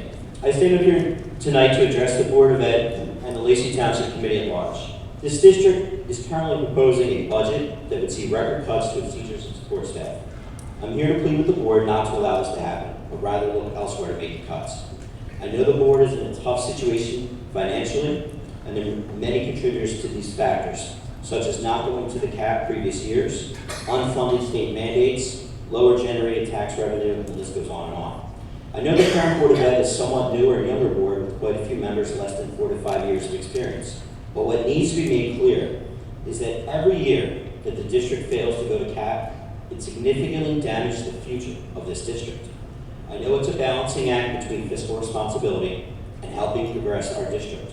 I understand many of our town residents are on a fixed income and are on a pension and receive no cost of living adjustments. My own widowed mother deals with the same situation, and I try my best to help her out where and when I can. So believe me when I say many of those comments do not fall on deaf ears. But what I also need the Board of Ed and the town to realize is that the normal household cost of living increases more than 2%. To hold a school district to under that and expect to continue to improve is unrealistic. The Board of Ed started a strategic planning committee over a year ago, which gave the opportunity for parents, teachers, alumni, and members of the community at large to come together to work on a plan to help the district move forward, allowing everyone to have a voice and take ownership. Unfortunately, many of the ideas that were presented involve money. Without funding of the proposals, those visions cannot take place. With regards to funding, I'd like to address the rumors floating around that the economic shortcomings is due to a recent negotiated LTA contract that was settled late December. The current contract that was negotiated was at a rate for 2% for year 1, 2.9 for year 2, and 3.15 for year 3. These numbers are not earth-shattering by any means. They are fair and reasonable, considering that Lacey ranks 3rd lowest in the county, only above Waretown and Lakewood. As of today, new information shows that we are second to last, only over Lakewood, and Waretown is on top of us. We currently rank 565th out of 647 districts in the state of New Jersey. Another thing to note is that the certified teaching staff, which Mr. Bidnick was referring to, did give up part of their allocated money to self-fund the support staff guide. They also took money out of their tuition and also to fill that sorely and grossly underpaid support staff. Now, let's address the medical. Every month I hear a member of the board discuss how much the board contributed to benefits for the previous month. What they fail to mention is that the members have contributed millions of dollars towards their benefits to date as well. Not only is it costing members thousands yearly, it increases every September and every January. For those of you keeping track, that's twice a year. Another thing to note is that we continue to contribute at the highest tier, which is tier 4, for all 3 years of this contract. The average person pays between 6 to 8% of their salary. So when you see a 3.15 raise, it's not all it appears to be, now is it? Let's not forget that LTA did take a salary freeze in 2009 to help the financial troubles of this district, which costs its members thousands of dollars, which financially they will never recover from. It was during that time I watched this district turn on itself.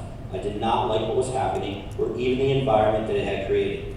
Believe it or not, that's what prompted me to get involved in the association. And I'm here to tell you, ladies and gentlemen, that environment around here is turning into a negative one. It's become toxic. Administrators can be heard arguing and shouting with one another, not because they don't like each other, but because they are fighting on behalf of their dedicated staff members. Ask any building principal if they feel they truly have enough staff to meet the needs of their student population. I guarantee it's unanimous no. Now, they are going to be told to do it with less staff. That's why they were arguing with each other. I've even heard one staff member to what's going on right now is the Hunger Games. While I find it very admirable and even honorable that the administrators are fighting on behalf of their staff, it makes me question, is this really what needs to be or should be happening in this district? Shouldn't they have the staff they need to meet the needs of our students? I've heard some members of the public say that those are lucky they have jobs. Really? Really? I don't in any way, shape, or form find it lucky. I've worked my tail off to get where I am. 4 years of college to earn my degree, another 2 years for my master's, as well as every year take courses and classes to enhance my skills as an educator. There's nothing like it about it, and I am not alone in this. This can be said for many of my colleagues in this district as well. The teachers and support staff in this district constantly sacrifice their time to go above and beyond what is required of them for their student success. I'll leave you with one final thought. Think back to your own personal school experience. What in your mind stands out? Was it a textbook? Was it a computer you used? Or was it an impact that a teacher or staff member made on your life? You as the board have the opportunity to make Lacey schools great again. Don't our kids deserve it? Thank you.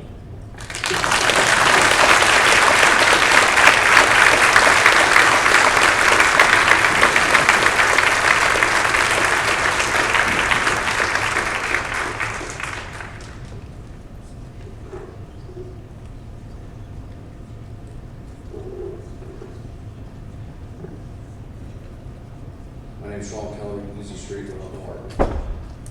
The first thing I want to say is that, Excuse me, sir. yeah, Please address the board. I'm addressing the public. No, no, address the board.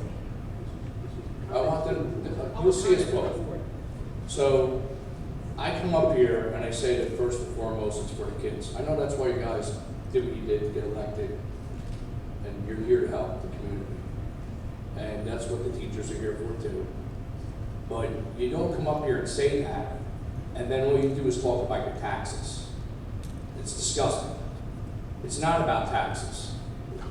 This town is one of the lowest rated in the state. Okay? It's one of the best towns to be in, as difficult as things are right now. I can tell you, because just like Mr. Giordano, I've been here my whole life. It's a good town. Tough times, and I'm telling you, we'll come out of it. When it comes to the teachers, they've personally affected my sons for the past 7 years, 8 years that my son's been in the school system. There isn't a day that goes by that there isn't a story that comes from that. Something positive. Just think about it. Badgering teachers. It's not right. I get a little upset because it is upsetting. I have a younger son that has ADHD, and he has very difficult days. But if it wasn't for the teachers in this town, he wouldn't be where he is. He's a B student in 4th grade, and it's because of the teachers in this town. And I have an older son who's an honor student in 7th grade. And he just got high honors for the SATs testing that he just did through John Hopkins pilot program they do here. And it's because of the teachers here. So first of all, thank you, teachers, because I couldn't do what you do for my sons. And I really appreciate it.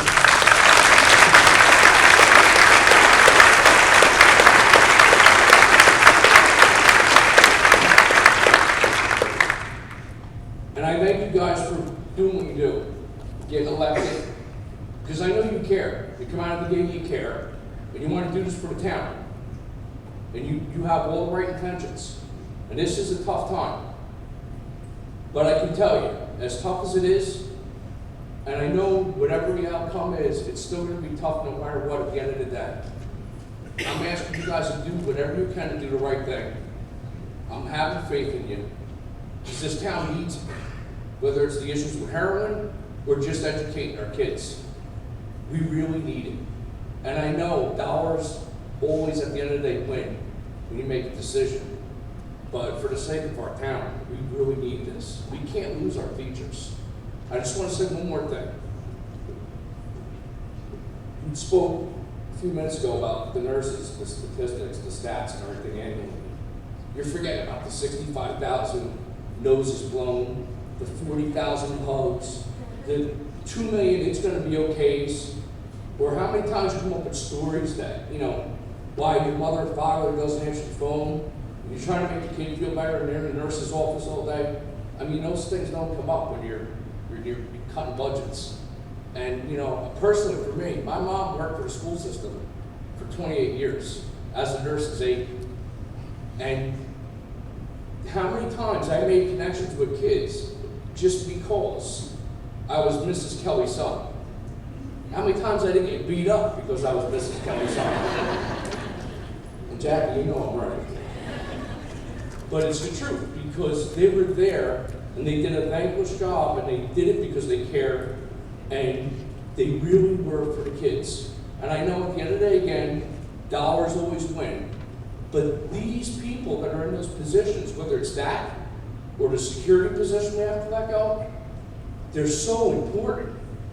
They're the people that make just as much impact in our kids' lives as the teachers. We can't lose any of them. And if we have to lose any of them, it's really going to be a travesty. So again, I want to tell you, and I apologize for not addressing the board directly, but it's really important that we do whatever we can to do the best we can for our kids. And I'm telling you right now, I have 2 personal stories, like I told you, where it's been nothing but a success here. As bad as the negative things you hear about the systems derated and all this nonsense, my kids are doing it. And, you know, both 2 different ways, polar opposite. My one kid, it's a tough day every day. But it's because of Lacey that they're doing okay. So thank you.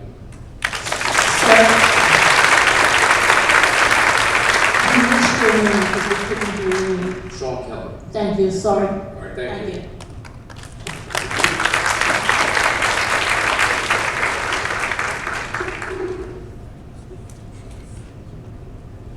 Karen Martinak, 217 Amy Way. I am a parent of a former student in Lacey who was well educated, went on to a very fine collegial institution and has graduated. I pay taxes because it's the right thing to do. But I'm up here tonight because we've seen a lot of ugly tonight. And there's something that happened that was inside here that was so important. And I want to preface it by reading a quote from the National Math and Science Initiative. And it says, of the 20 fastest growing careers, 15 of them require a background in math or science.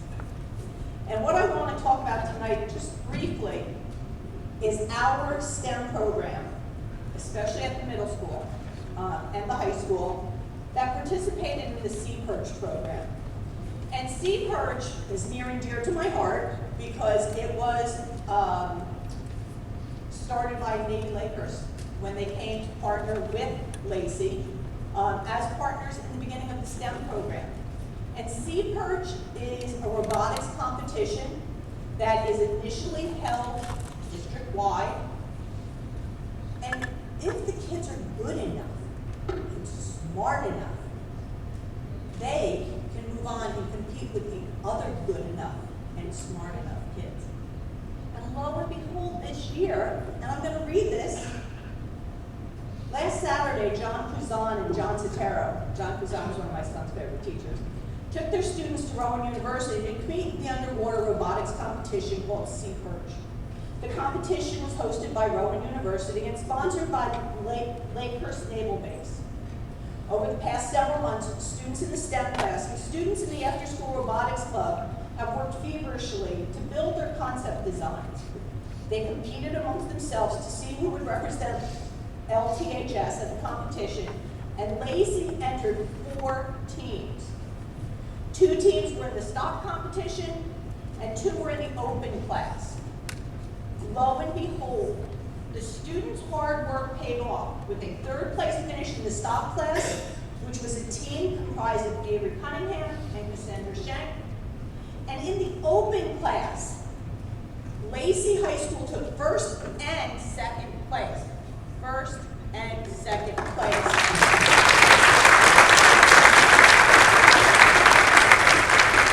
In the 1st place team was Daniel Reed, Jessica Radomski, Michael Tufano, and Joseph Nagy. And in 2nd place was Colin Meehan.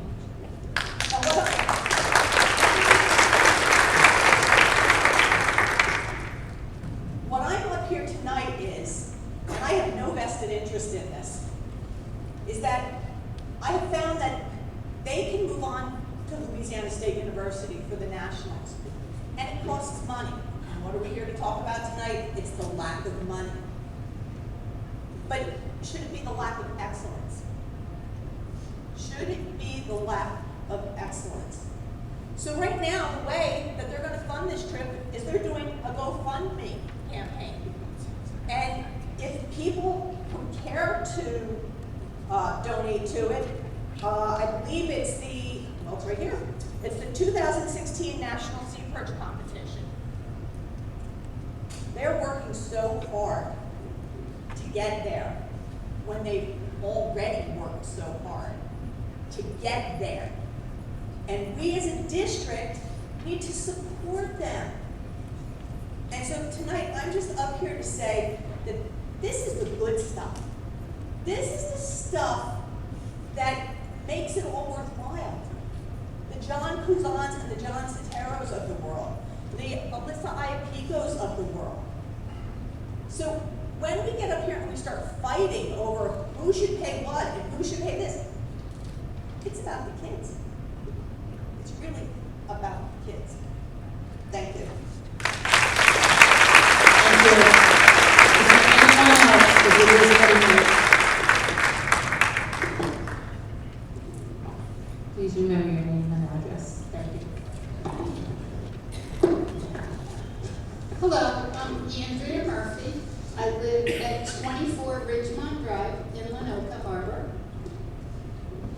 I've lived here for 3 years. I have a son that's a freshman, and I have a son that's in 5th grade. And we have been so blessed. I can't even begin to tell you without crying. I could go on and on and on about all the programs that have touched my son's lives, from the chess program to the accelerated math program. But the program I want to talk about that's near and dear to my heart is the choir program at the high school. I would like to recognize the music program. My sons have been blessed to be part of the music program. We have the gift of music in our house. My youngest son has been to 3 concerts in the last week because of you. Thank you for that and for that gift of music. I am here to speak about the wonderful educators, but one teacher stands out and continues to make my oldest son's life awesome. Miss Stephanie Fail goes over and above. Her choir program is second to none. And I know you recognize that because I was here when they sang for you at the board meeting just a few months ago. She not only has given my son the confidence to sing a solo at the concert, but also has given him passion. He has been in chorus since he was in 3rd grade, but this year has made the difference for him. In the morning when he leaves me on a Wednesday, he will say, today is a day for passion.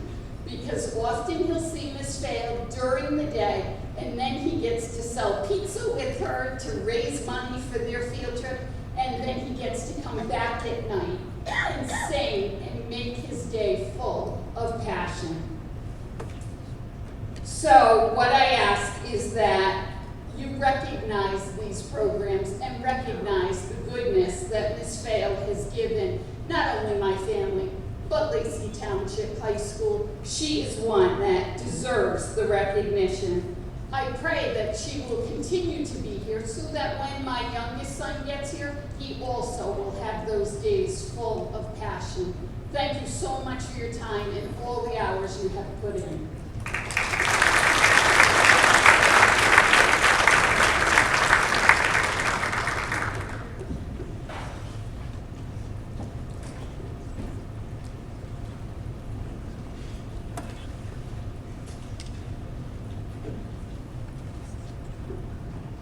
Good evening, Kathleen Antonelli, 344 Normandy Drive. I'll make it quick because I know it's late. First of all, I also am very upset about the fact that some teachers may be let go. I am a teacher now in this district, so I know and appreciate how hard the teachers work, and my sons have had some phenomenal teachers throughout throughout their school education, and I really do appreciate it. So I'm hoping that administration and the board will find a way to save the teachers' positions. I'm here to speak about the school safety officer that I know we have 2 right now, and now I'm going to be reduced to 1. I work in another district, and I go to work every day feeling secure knowing my children are safe in their schools. And I know that having the 2 officers, and I know they rotate, one of them rotates around, one's usually in the high school, and it makes me feel very secure knowing that. And I just hope that maybe the board can find a way not to relieve the 1 officer, because I feel you need 1 in every building, personally. I know that we practice drills and all that in the schools, and the kids all know what to do, but there's nothing like having an officer there, not only to protect the students and the staff, but also to be a role model there, to talk to the kids, to have a good rapport with them. So I'm hoping that, for safety reasons, that maybe you will reconsider that part of the budget, and also, of course, all the teachers and the nurses' aide and all the other staff who might be let go. Thank you very much.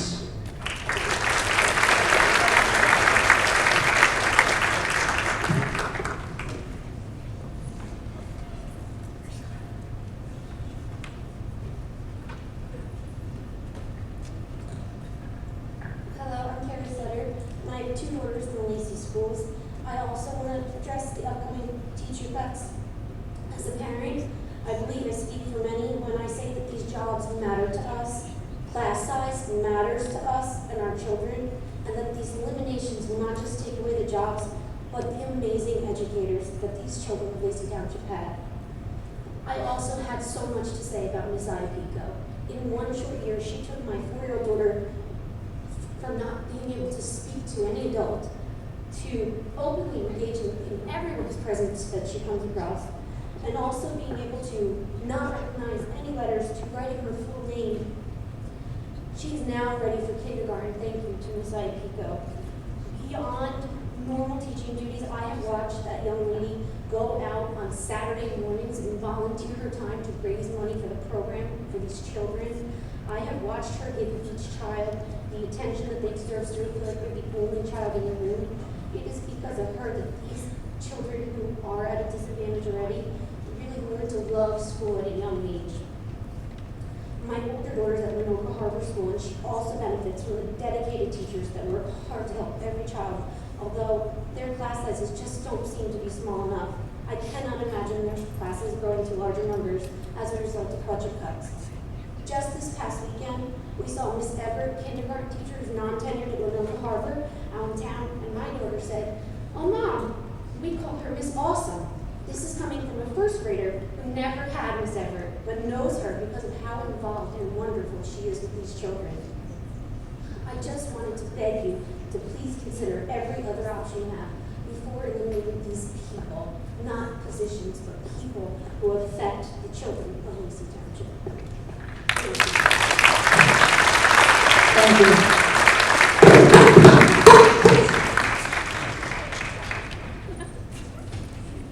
Thanks. My name is Stuart McKenzie, I'd just like to, you hear all these great stories about all the different teachers here and everything. I would just like to reiterate one point that Mike Ryan said.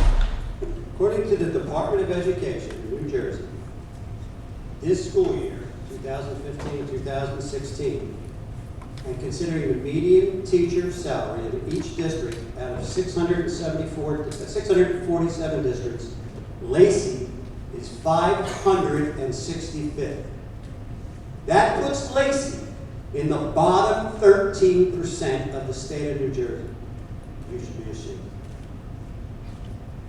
And we hear, I'm sure any place you go this week, you're going to see superintendents hand-wringing about budgets.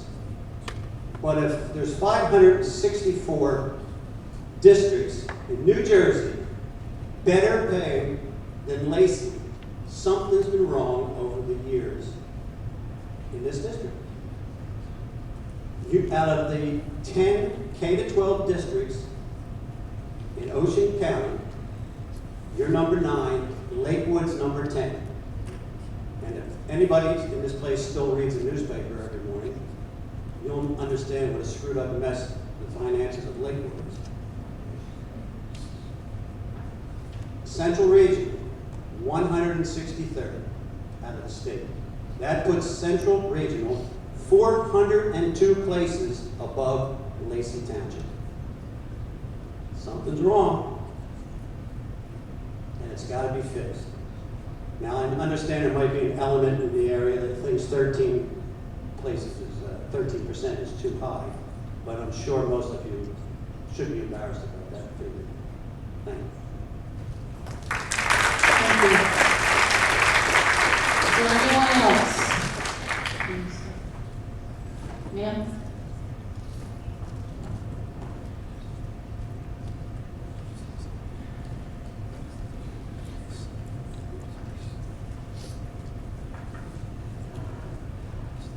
Good evening. Melissa Bullock, 228 President Hall Drive, Winoka Harbor.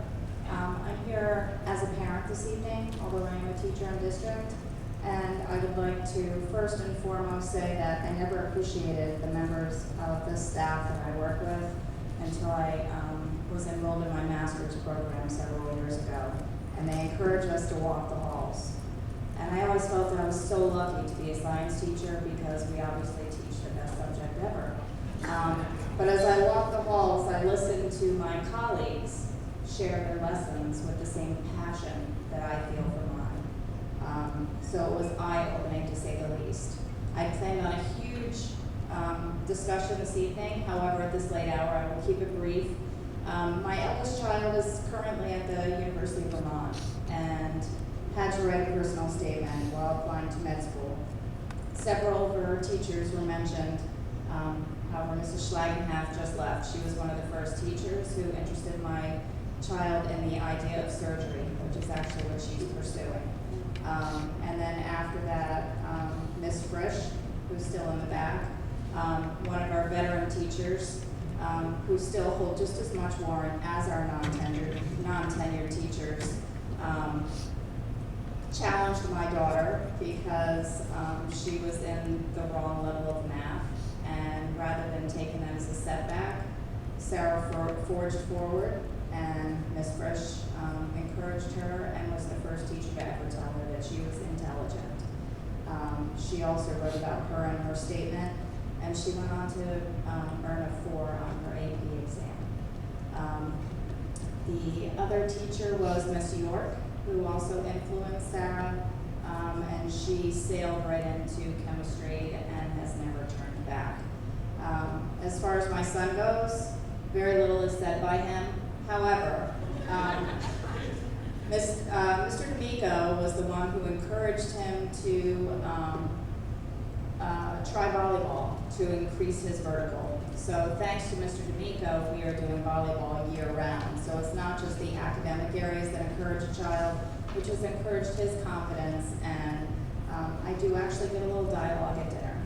And my middle one, Carly, she has been so influenced by the teachers in our district, from kindergarten to the junior that she is now. She was our unsung hero this evening, is pursuing education as her career. And one of the teachers that has impacted them greatly this year is Mrs. Tomaleski, who's been with them for a very short amount of time. And they were in the midst of having already two math teachers this year.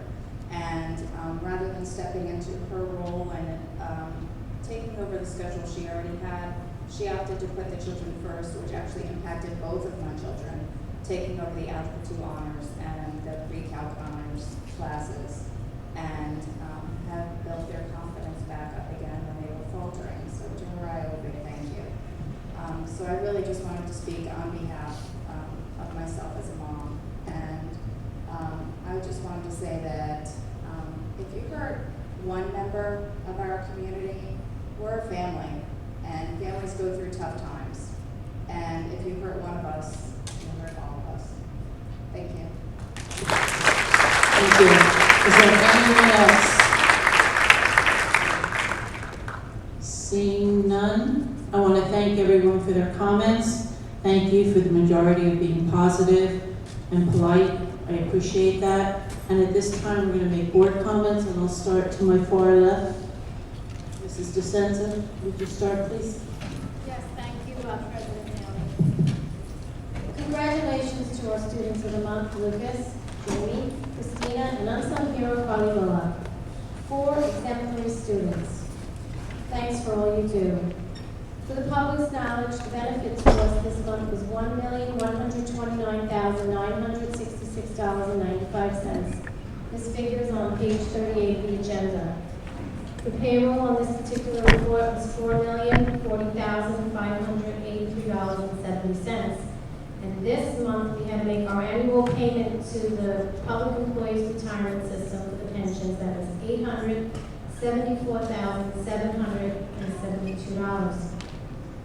We also have fixed payments for our 2 outstanding bonds for fiscal year 16-17 will total $3,859,550. This number is what it is, and there's nothing the district can do to change it, unfortunately. I want to thank Mr. DeGeorge for completing a major transaction. We had the refinancing of the now $17.9 million bond. It was completed on April 1st. It was some savings, but not enough. The strategic planning meeting on March 22nd. Thank you to all the community and staff participants. And the next meeting will be tomorrow night, Tuesday, April 26th at 6 p.m. in the high school. The Forked River School drama presentation on March 23rd was so much more than I expected. Keep up the great work. It was a fantastic show. A senior parent night was held on Wednesday, April 6th at 6 p.m. If you weren't able to get to the meeting, all the information is available online. Please check the website. On Thursday, April 7th, there was a wings eating contest fundraiser for Ada. The contestants had a great time. We thank the Rotary Club and Mrs. McElroy for their assistance with this event. Friday night, April 8th, was Special Olympics spring dance at the high school. Over 100 participants had a wonderful evening out. Thank you to all the teachers, the high school PTSA, and the donors of gifts that made this night possible. The high school spring play, The Mystery of Ed and Drew. It was like watching a Broadway show. The students are unsurpassed in their expertise of performing on stage. Great show. I want to thank Winoka Harbor School for the invite to their Earth Day, Arbor Day celebration, honoring Mrs. Menzel retiring this June, Mrs. Snarberg, who retired last year, and Mrs. Manuel, who also recently retired. It was a lovely event, and a new tree was planted in their honor at the school. Tonight, we are forced to say goodbye and good luck to Mr. Hanshew as he retires on May 1st.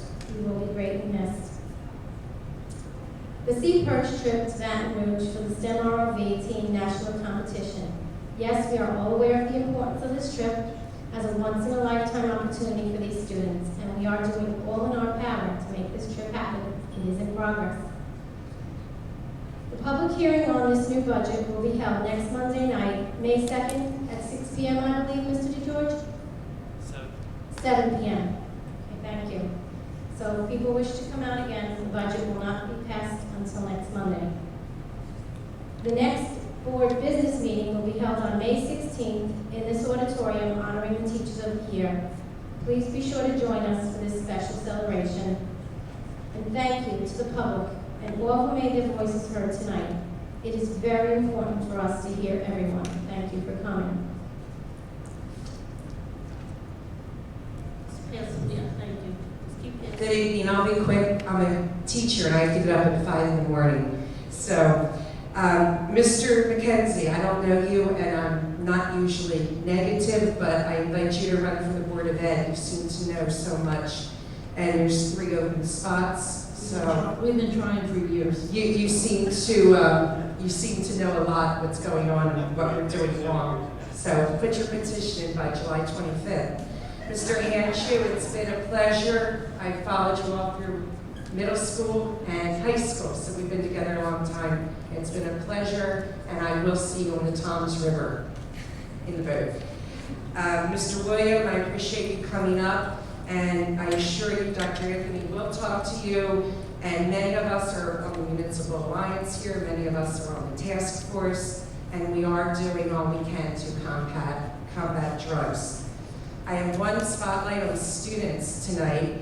Our valedictorian, I can't talk, I'm so tired. Our valedictorian from last year, Kip Hopper.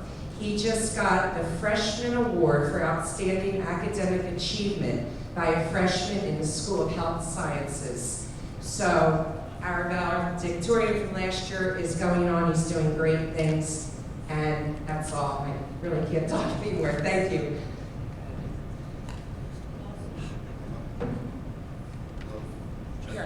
Robert.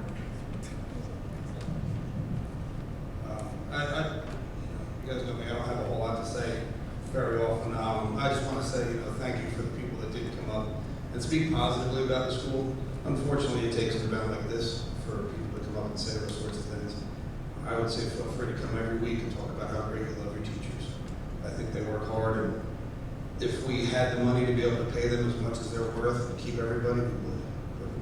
Unfortunately, that's not the way things are. Mr. Hanshew, thank you very much for your time. And, good luck with everything else you do. I don't know that I'll see you in time for it, but I'll take out my vote. So, thank you very much.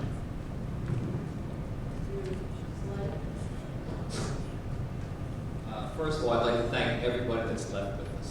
Everybody here for going the distance. Thank you for staying. You know what, I believe his name was Mr. Kelly. He got up here and he said a lot of good things, and the reason I ran for Board of Ed was because I know there's a lot of good things happening in town. I know it, and we don't harp on it enough how good things are. Our Unsung Hero and Students of the Month, great job. The STEM program in the Sea Perch competition, phenomenal. I just want to say that, and the proud cause of love with the veterans, honoring the veterans, that's a great thing going on. There's always going to be some negative stuff in town, in every town. And we can tend to dwell on that, or we can lift ourselves up and talk about the great things that are happening in this town. I was informed that, I want to say it was last week, that we had a student accepted to the United States Air Force Academy. Okay? That's phenomenal. That one of our students is going to go to Boulder, Colorado, I believe it is, and was accepted into the Air Force Academy. And I think now we've got someone in every military service academy. That was the last one in Lacey students. And that was, I want to say his name is Chad Walsh. Brendan Walsh, I'm sorry. I don't know where Chad from. I'll make this brief. I'm sorry, I'm rambling on. I just want to tell Mr. Hanshew, I don't know you at all very well, but I loved coming maybe we can get one of you being interviewed before you leave. And maybe you can interview yourself, and we'll do a little side-by-side thing there with the computer imaging. Other than that, Mrs. Martinek, thanks for bringing up the STEM program and the Sea Perch competition. And I believe that is all I have to say. And again, thanks for staying. I appreciate it.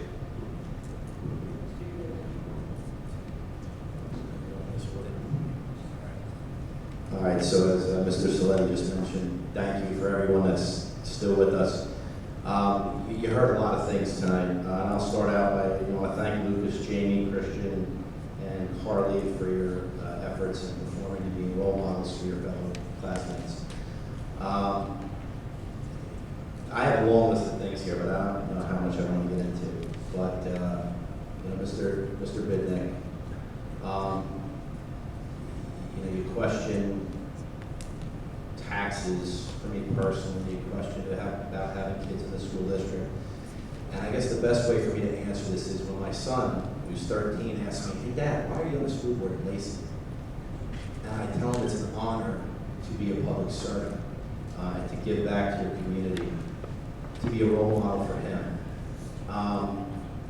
Teachers in this district, it's a teacher in this district that encouraged me to be in the IT field. I get up tomorrow morning at 6 o'clock to take a flight to Buffalo, and I'll be in Toronto until Thursday. I travel every week. So doing this is quite an effort for me, and I do it because I love kids. So with that, I'll just end my comments. Thank you.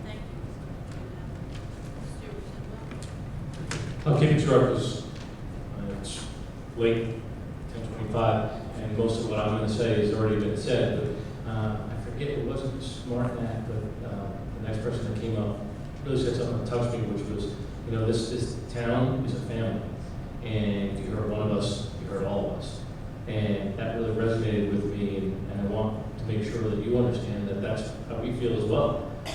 We're a part of this community. We have children in the schools. We have friends that work in the schools, and making these decisions is incredibly hard, incredibly emotional.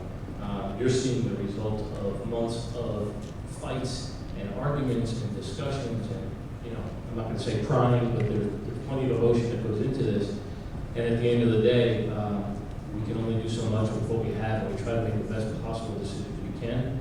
And I just want to make sure you understand that this does not come lightly for us. And I guess that's it, really.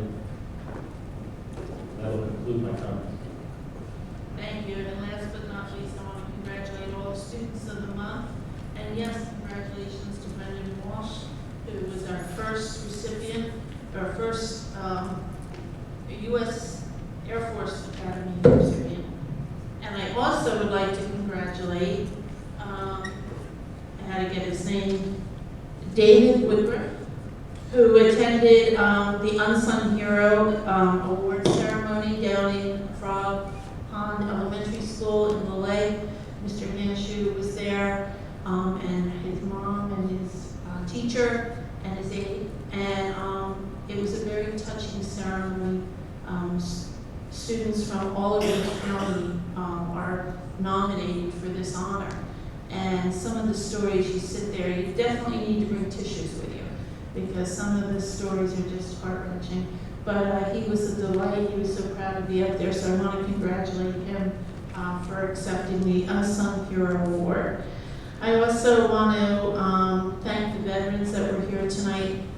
Mr. Snyder does a wonderful job every year working with our teachers, his daughter and the other teachers, putting on that Veterans Assembly. It's another very touching. If you ever, next November, try to come, because it's wonderful.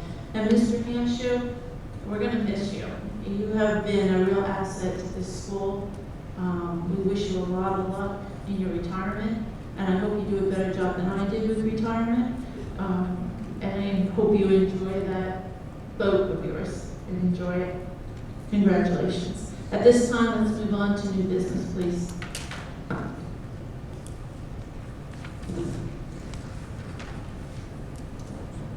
Okay, could I have a motion, please? Page 42, items A I. Move. Donna McAvoy. Mr. Giordano. Roll call, please. Mr. Saletti? Yes. Mr. Claus? Yes, except for C. No.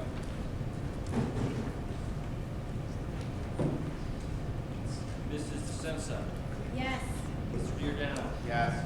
Mrs. McAvoy? Yes. Mr. Bidwell? Yes. Mrs. Downing? Yes, I'm voting yes on all, and item C, I'm voting yes because this is just to research. We're not voting on doing it, we're just researching it, so yes.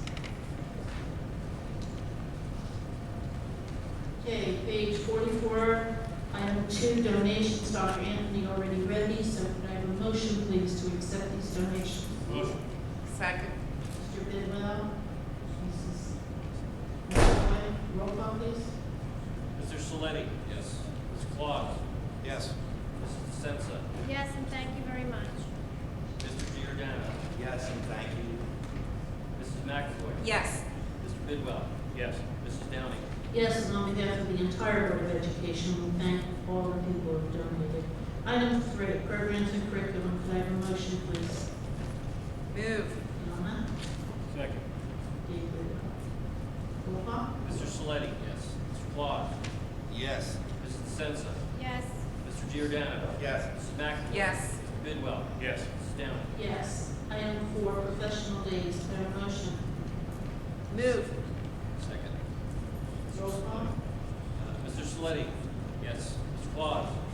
Yes. Mrs. DeSenza? Yes. Mr. Giordano? Yes. Mrs. McAvoy? Yes. Mr. Bidwell? Yes. Mrs. Downing? Yes. Item 5, student matter. Could I have a motion? The motion is to be amended.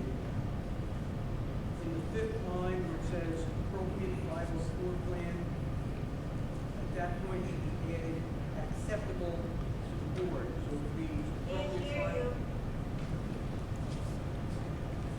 So it reads, appropriate 504 plan acceptable to the board to return the student to the regular school program, etc. Could I have a motion as amended? Move it. Roll call, please. Mr. Saletti? Yes. Mr. Claus? Yes. Mrs. DeSenza? Yes. Mr. Giordano? Yes. Mrs. McAvoy? Yes. Mr. Bidwell? Yes. Mrs. Downing? Yes. Item 6, certificated personnel, items A through I. Could I have a motion? Move. please? Second. Roll call. Mr. Saletti? Yes. Mr. Claus? Yes. Mrs. DeSenza? Yes. Mr. Giordano? Yes. Mrs. McAvoy? Yes. Mr. Bidwell? Yes. Mrs. Downing? Yes. Item 7, support non-certificated staff personnel, A through F. Motion, please. Move. Second. Roll call. Mr. Saletti? Yes. Mr. Claus? Yes. Mrs. DeSenza? Yes. Mr. Giordano? Yes. Mrs. McAvoy? Yes, and I just want to make special notice of Noel's retirement and thank you for all your service throughout all the years. Mr. Bidwell? Yes. Mrs. Downing? Yes. Any additional